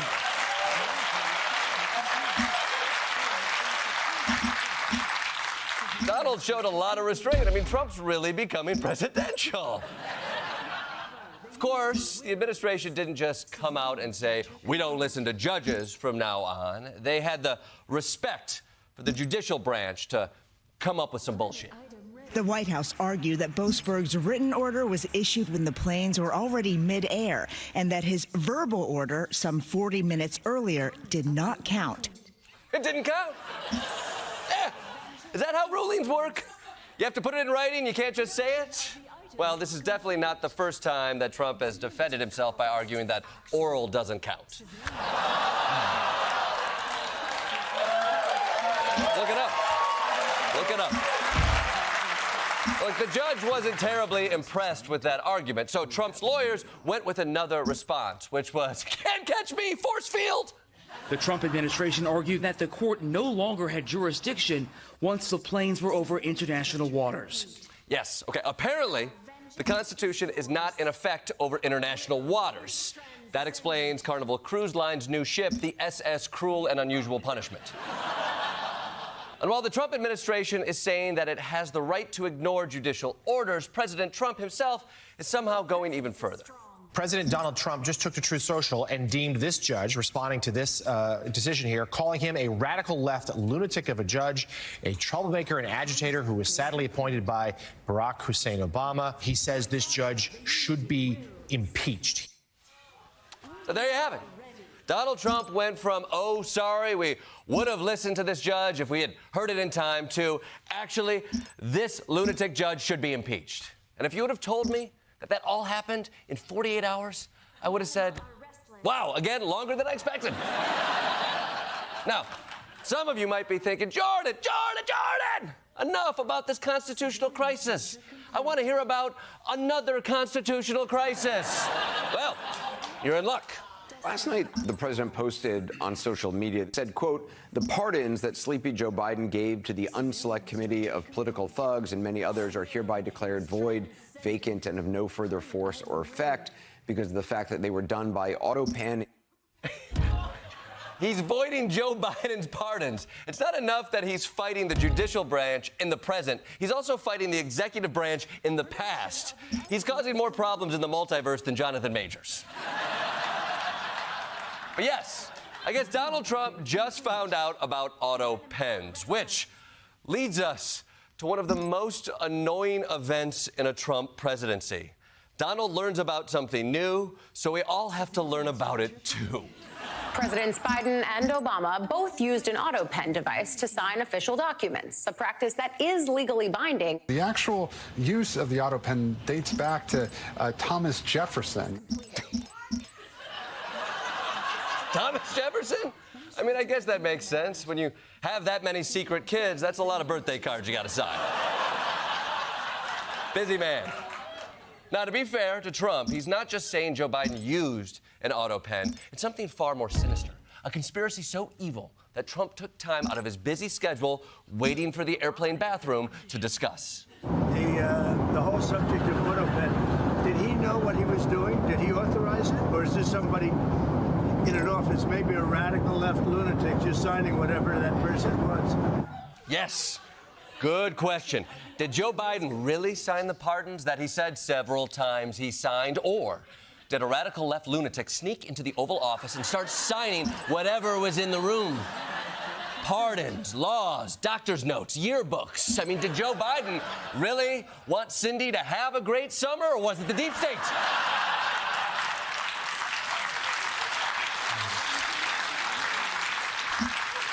You know, my favorite part of this whole story is how Trump tried to claim that he would never use an auto pen, only to remember that he actually did use an auto pen. I never use it. I mean, we may use it as an example to send some young person a letter, because it's nice, you know, we get thousands and thousands of letters, and letters of support for young people, for people that aren't feeling well, etc. Yeah, if I'm doing important things like pardoning January 6ers, I'll sign it myself. But for doing stupid shit like writing letters to sick kids, DocuSign is fine. Speaking of a once-in-a-generation charming sex machine, Elon Musk. Now, oh, baby, I love it. I love it. Now, he's the world's richest man, the leader of Doge, and guy who thinks Sauron is the hero of the story. And say what you want about Elon, but he certainly has his fans. I love Tesla.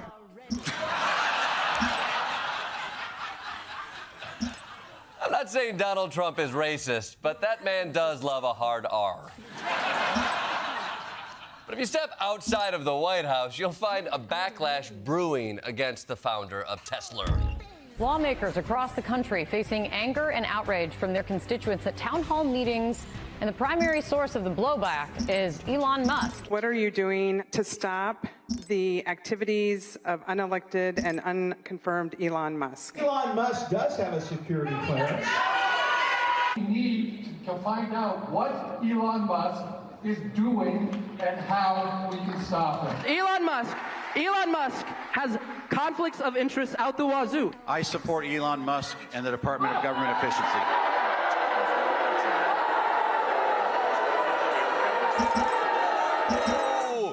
Oh, tough crowd. You know you're in trouble when you even pissed off the kid with the cherry 8-ball sweater. It's like the chillest sweater there is. These crowds have been so angry towards these congressmen, some of them have decided to stop holding town halls altogether, which feels a little thin-skinned, considering this is basically the same kind of vitriol an Applebee's bartender gets when the white wine's not filled to the brim.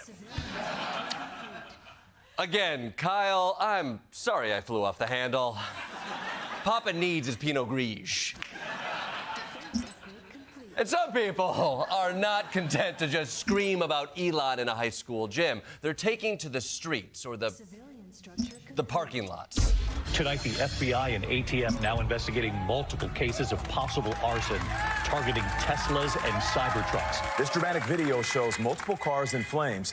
Police say the attacker used Molotov cocktails. It's the latest in more than a dozen instances of arson and vandalism targeting Tesla. The same suspect shot more Teslas with a gun. Tesla Cybertrucks were set on fire in Kansas City, and earlier this month, shots fired at a Tesla dealership in Oregon. Cybertrucks on fire in Seattle. Wow, you guys like petty acts of domestic terrorism, huh? Cool. Wow. Okay, let me just say, nobody should be breaking the law and blowing up Teslas, especially because if you just wait a few minutes, they'll probably do it by themselves. And in case you're wondering why people might do this, some have been leaving helpful messages. This is what Tesla employees in Encinitas saw when they arrived to work today. The vandalism is too graphic to show in its entirety. We blurred out the swastika on this white Tesla, as well as the F word on 2 different windows in front of the dealership. Nazi and scum were written as well. I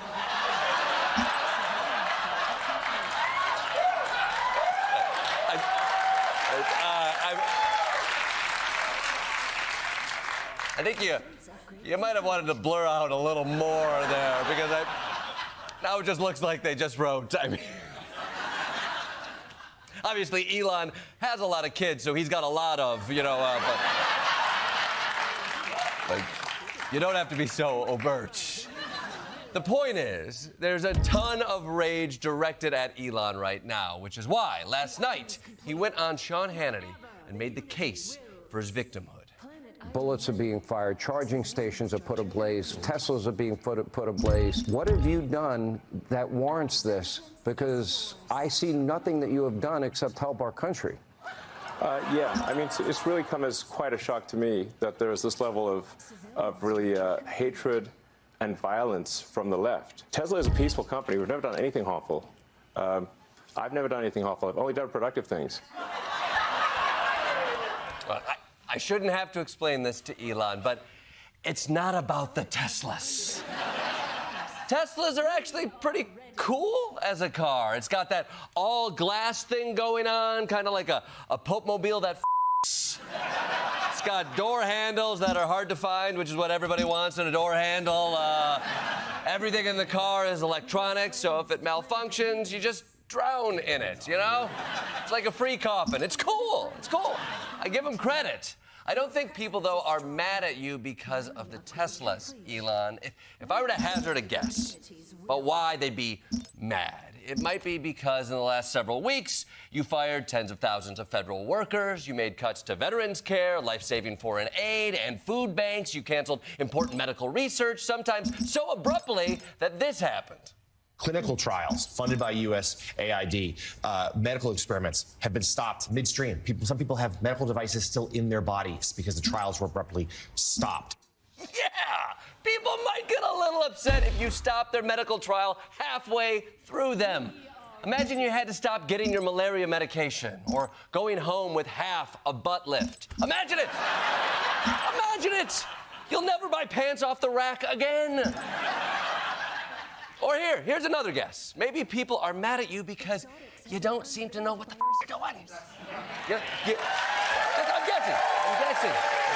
Okay, because you fired aviation safety staff, then you had to hire them back. You fired nuclear safety inspectors, then you had to hire them back. You cut funding for Ebola prevention and then said, oopsie. One of the things we accidentally canceled very briefly was Ebola prevention. I think we all want Ebola prevention. Yeah, I think we do. And if someone just accidentally cut it, I think we'd all be pretty mad. I might even Banksy some Third Reich ejaculate. Look, I could come up with more reasons, but let's be honest. Elon knows why people are mad at him. We know he's not as smart as he pretends to be, but he's also not as dumb as he's pretending to be right now. And when he goes on Sean Hannity to complain about why people hate him, he's just proving that the troll king of the internet can't handle the consequences of the real world. But you know what? You know what, Elon? You know what? No. Here, Elon, if you genuinely want people to not hate you, you could focus on the things you are good at. I mean, you did get those astronauts back. It was a beautiful moment. The astronaut pair who faced a prolonged stay in space, 9 months versus a planned 1 week, are back on Earth tonight. It was a team effort between the Trump administration, Elon Musk, and SpaceX. And how about this welcoming committee? Like we just mentioned, a pod of dolphins seen swimming around as the astronauts waited to be escorted out of the SpaceX Dragon capsule. You know what? I think that's great. Look, I have to not be a hater for a second, okay? Elon brought them back safely from space after being stranded there for months, and dolphins even showed up to say hi. That is incredible. I mean, I wish the dolphins hadn't welcomed them back with a Sieg Heil, but still. Donald Trump made lots of promises during the presidential campaign, and he emphasized one thing in particular: Starting on day one, we will bring competence and common sense back to the Oval Office. Restore competence and effectiveness to our federal government. Kamala says, vote for her, and you're voting for joy. What's the one-word counterpart? Competence. Competence. Well, but real competence, real competence, not just he's sort of a competent, but no, real competence. Yes, yes. The more you say that something is real, the more people believe you.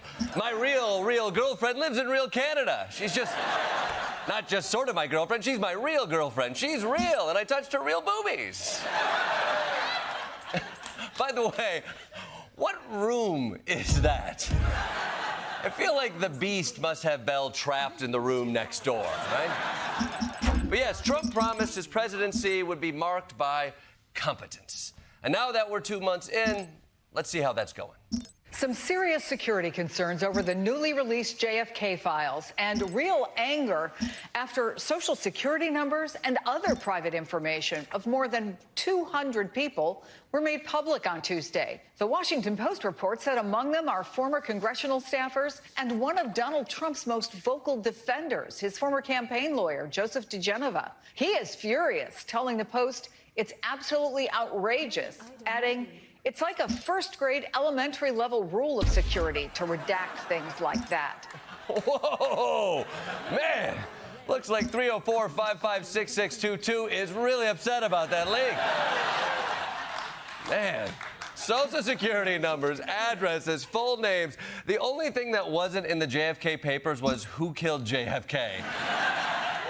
And Trump's poor lawyer. He's probably like, oh, man, I never would have represented you in your 2020 election fraud case if I knew you'd be untrustworthy. But we can't be surprised. Everything Trump has done so far has been sloppy. Whether it's DOJ not knowing who they're firing, ICE not knowing who they're deporting. Turns out they can't even do a classic DEI purge right. Tonight, the Pentagon sparking outrage after removing from its website a story celebrating the Army record of American icon Jackie Robinson. A senior military official tells us tonight that the Pentagon relies on computer software to scrub DEI content from its websites, and that ultimately those stories about Jackie Robinson were removed by mistake. Yeah. Oh, don't blame us. Blame our racist software. We should have never used Chat KKK. Classic mistake. Classic mistake. Be careful where it is. The Jackie Robinson mistake wasn't even the most embarrassing anti-DEI flub. In some cases, photos seem to be flagged for removal simply because their file included the word gay, including service members with that last name and an image of the B-29 aircraft Enola Gay, which dropped the first atomic bomb on Hiroshima. That's how lazy they were with this. They just Control-F'd for gay-sounding keywords and deleted anything that showed up. Now kids won't know about the Enola Gay, they won't know about transport planes, and they'll never hear about the heroic service of Captain Grinder McScissoring. Tragic. What's extra tragic is this could have all been avoided if they had just named the plane Enola Gay No Homo, you know? But maybe getting things right isn't this administration's top priority. They have a crisis on their hands. Tesla stock is in the toilet. And they can't let that happen.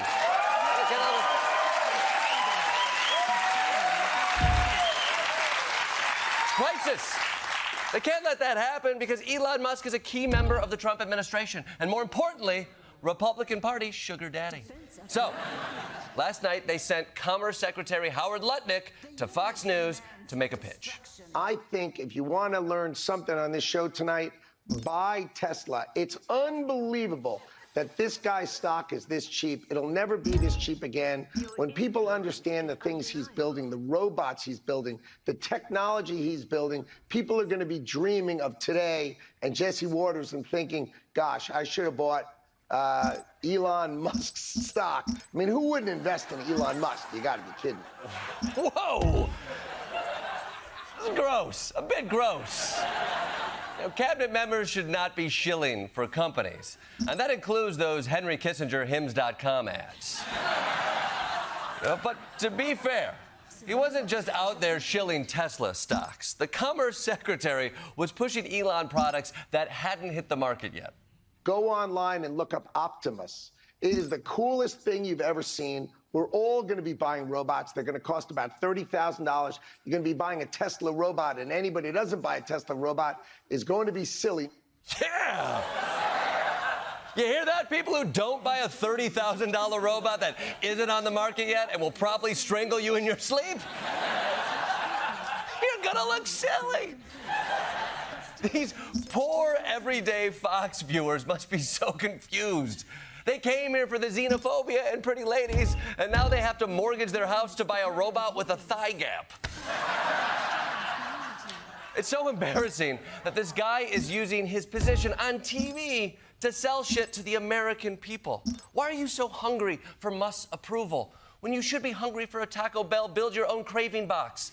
A Chalupa Supreme, a burrito, a side, and a drink for under $7. It's called integrity.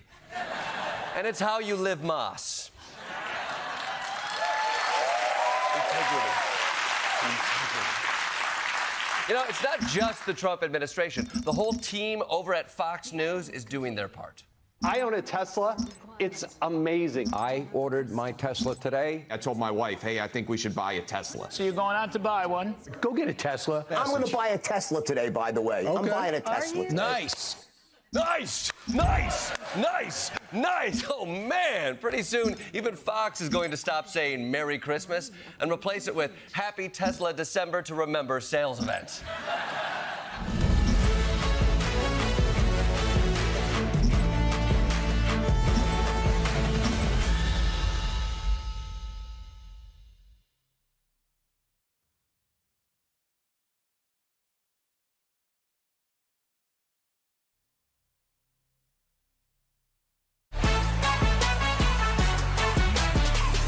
Americans are still trying to process the global realignment that has occurred following the disastrous Oval Office meeting between the president, J.D. Vance, and Volodymyr Zelensky.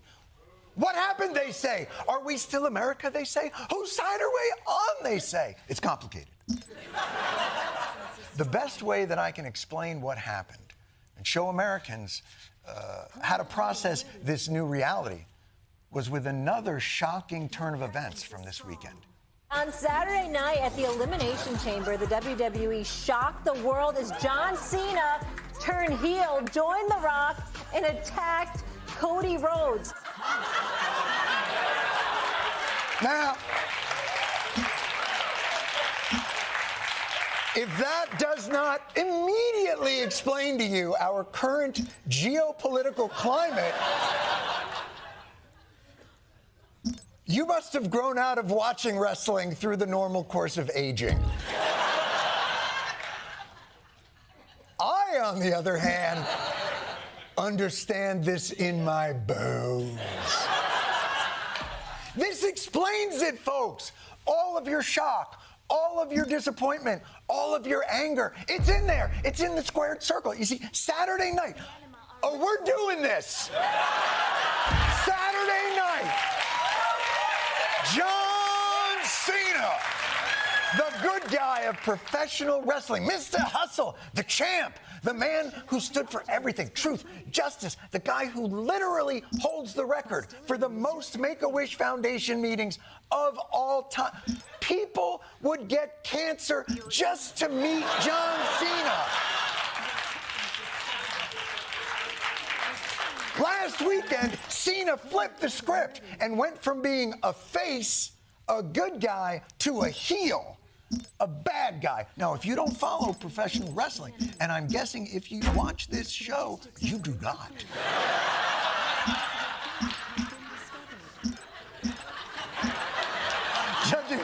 Judging from, all right. But let me continue to bore you with this metaphor. So here's what happened. The current WWE champion is one Cody Rhodes.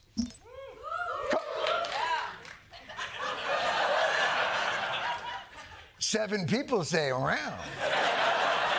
Cody Rhodes is the people's champ. Unquestioned bravery. He stands in for Zelensky in this metaphor. A couple of weeks ago, The Rock the now evil owner of the WWE, Putin in our story, made Cody Rhodes an offer.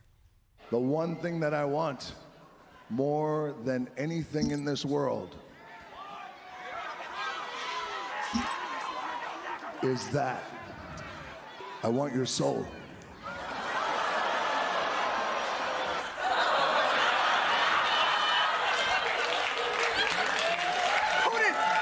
He wants Zelensky's soul. But sir, I am smaller and weaker than you. It will take incredible bravery for me to protect my soul and the soul of my people. But luckily, I am not protecting my soul alone. For I have the support of the great John Cena! So, Cody Rhodes, Zelensky, told Vladimir Putin, Rock, no soul for you, motherfucker! And that's when they met in the Oval Office. America went to hug Zelensky, but when America looked up, somehow Putin had given John Cena the international sign for its time. And rather than repudiate Putin, America smelled what The Rock was cooking. And through that borschte haze, America delivered the nut shot. The nut shot to the hopes and dreams of Ukrainians everywhere. And then, for no reason, America jumped on Zelensky and started punching him in the face as many times as he could. Too simplistic? No? This is it! Am I being too simplistic, assigning to the delicate art of realpolitik a scripted outcome? Perhaps. But judge for yourself. Putin broken 25 times his own signature. 25 times he broken ceasefire. You're in no position to dictate what we're going to feel. You're not in a good position. You don't have the cards right now. You're gambling with World War III. You're gambling with World War III. Have you said thank you once this entire meeting? We gave you, through this stupid president, $350 billion. You're either going to make a deal or we're out. This is going to be great television, I will say that. It sure wasn't. But isn't that what you want from the high-stakes diplomacy and real-life urgency that ending war demands? And you know, even reporters got some nut shots in. Why don't you wear a suit? Oh, shit! No, you didn't! Let's do the dozens. Oh, Zelensky, you're so poor and war-torn, you're down to one Brooks brother. Oh, shit! You've so war-torn, you've given up the meaningless protocols of business attire. If you think I'm pushing this metaphor, look at the stunned faces in the crowd at WWE when John Cena turned heel. I now present you the equally stunned faces of those watching this Oval Office pay-per-view. Scott, I've never seen anything like that. You've never seen anything like that. Wow. Just wow. That was something. Caitlin, I want to start with, look at her face. I mean, Christiane. You broke Christiane Amanpour. The woman wanders unprotected through Taliban-controlled Afghanistan, doesn't give a 10 minutes of Trump diplomacy, and she's like, is anyone else dizzy? My A1C is plunging. Now, of course, there is one big difference between the WWE and the world of politics. In the WWE, they seem very clear on who the good guys and who the bad guys are. Nobody walked out of the match pretending that the guy who got nut-shotted was the bad guy. There was this attitude of ungratefulness, seeing his smirk, seeing him roll his eyes, seeing him refer to J.D. Vance, the vice president, as J.D. He shows up in his Equinox chic outfit to the doggone Oval Office. President Zelensky was also antagonistic, and frankly, he was rude. So impertinent, so disrespectful. Tone deaf, going in and fighting back, getting sassy with the president and the. It was sassy. He was sassy. He was sassy. Ooh. He was a real scallywag. You know what I would say if I was there in the Oval Office with him? I'd say, you better watch your tone, mister. I think it was Churchill who, during World War II, was roundly criticized for being a bit lippy. Excuse me, mister, we'll decide where you're going to fight them, whether it's on the beaches or not or whatever. Poor guy, Zelensky. His nation was invaded. He's against all odds held off a much bigger army for 3 years. And we're like, would it kill you to smile a little more? Dress a little nicer, your beautiful country, nobody would know. Show off what you got, you know what I'm talking about? Maybe some of those rare metals I've been hearing some about. But of course, if you criticize Trump's very clear hostility to Zelensky and very clear appreciation of Putin as being suspicious or a repudiation of American values as they've been outlined since World War II, Trump's people quickly set up straw men north of Richmond. If there are no negotiations, what is the alternative? Another 4 years of war? We're not saying there should be no negotiations. We're just surprised at the side you seem to be negotiating for. President Trump recognizes the urgent need to end this war after 3 long, bloody years. President Zelensky has different aims in mind. Yeah, bullshit. I'm pretty sure everybody wants to end all. Hitler wanted to end the war, just not the way it ended. You're pretending that we have no other options. Our hearts all break for the suffering and loss and death. But you know what would be even worse? World War III. Yes, I'm sure your heart, in quotation marks, is breaking. But in your little zero-sum formulation, you are correct. Total capitulation by Ukraine, loss of all their mineral wealth, and no security guarantees is still better than World War III. For now. But you know, everything sounds better if the only other option you're presenting us is World War III. You can listen to the Amelia Perez composer freestyle another verse at the Oscars or World War III. Eventually, you will agree to hear another verse by a hair. These guys are so up Trump's ass, they can't even admit that this meeting was Russia's wet dream. The world is now watching how Trump behaves and acts when he's pressed. I thought he stood up for America, that we're a good people, we want to help you, but we're going to be respected. So I think Moscow is probably more afraid of Trump than ever.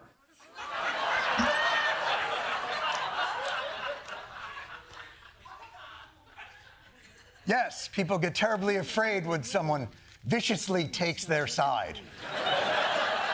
They must be quaking in their... What do Russians wear on their feet? I don't. Is it shoes inside other shoes and then they get very small? Until the last shoe that you take off is a tiny shoe and you're positive this has got to be the last shoe. And then, but no, little baby tiny shoe, little baby tiny shoe.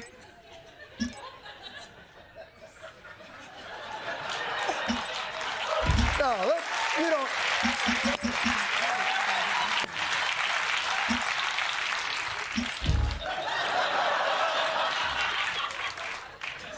You know what? Putin must be quaking. Let's get this is the actual Russian state television view on Russia's fearfulness. The new administration is rapidly changing all foreign policy configurations. This largely coincides with our vision. America said, do whatever you want. It has nothing to do with us. It's such a pleasure to watch. Basically, he is taking our bread and butter. We wanted to saw the Western world into pieces, but he decided to saw through it himself. Not only are the Russians not fearful, they're f***ing delighted. Do you know how hard it is to delight a Russian? There's only two ways to do it. Break up the Western democratic order or bear on roller skates. It's the only two ways. Or social media dash cam death. Three things, really. Look, none of this is to say Zelensky handled this meeting well. Everyone knows by now Trump's love language is subservience. If he calls your wife ugly, you praise him. If he calls you widow, you run his State Department. And if you're a foreign leader who wants to be on good terms with America, you got to butter Trump up like he's Texas toast. British PM Keir Starmer knows how it's done. It is my pleasure to bring from His Majesty the King a letter. He sends his best wishes. It's an invitation for a second state visit. This is really special. This has never happened before. This is unprecedented. And I think that just symbolises the strength of the relationship between us. So this is a very special letter.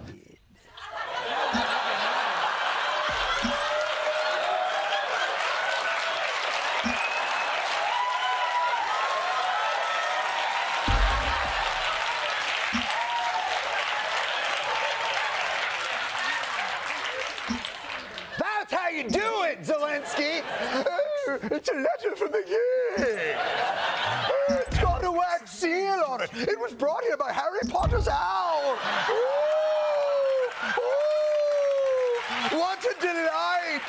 Ooh, the king is throwing you a ball. You'll be the belle of the ball, and then I'll sweep your chimney. Ooh.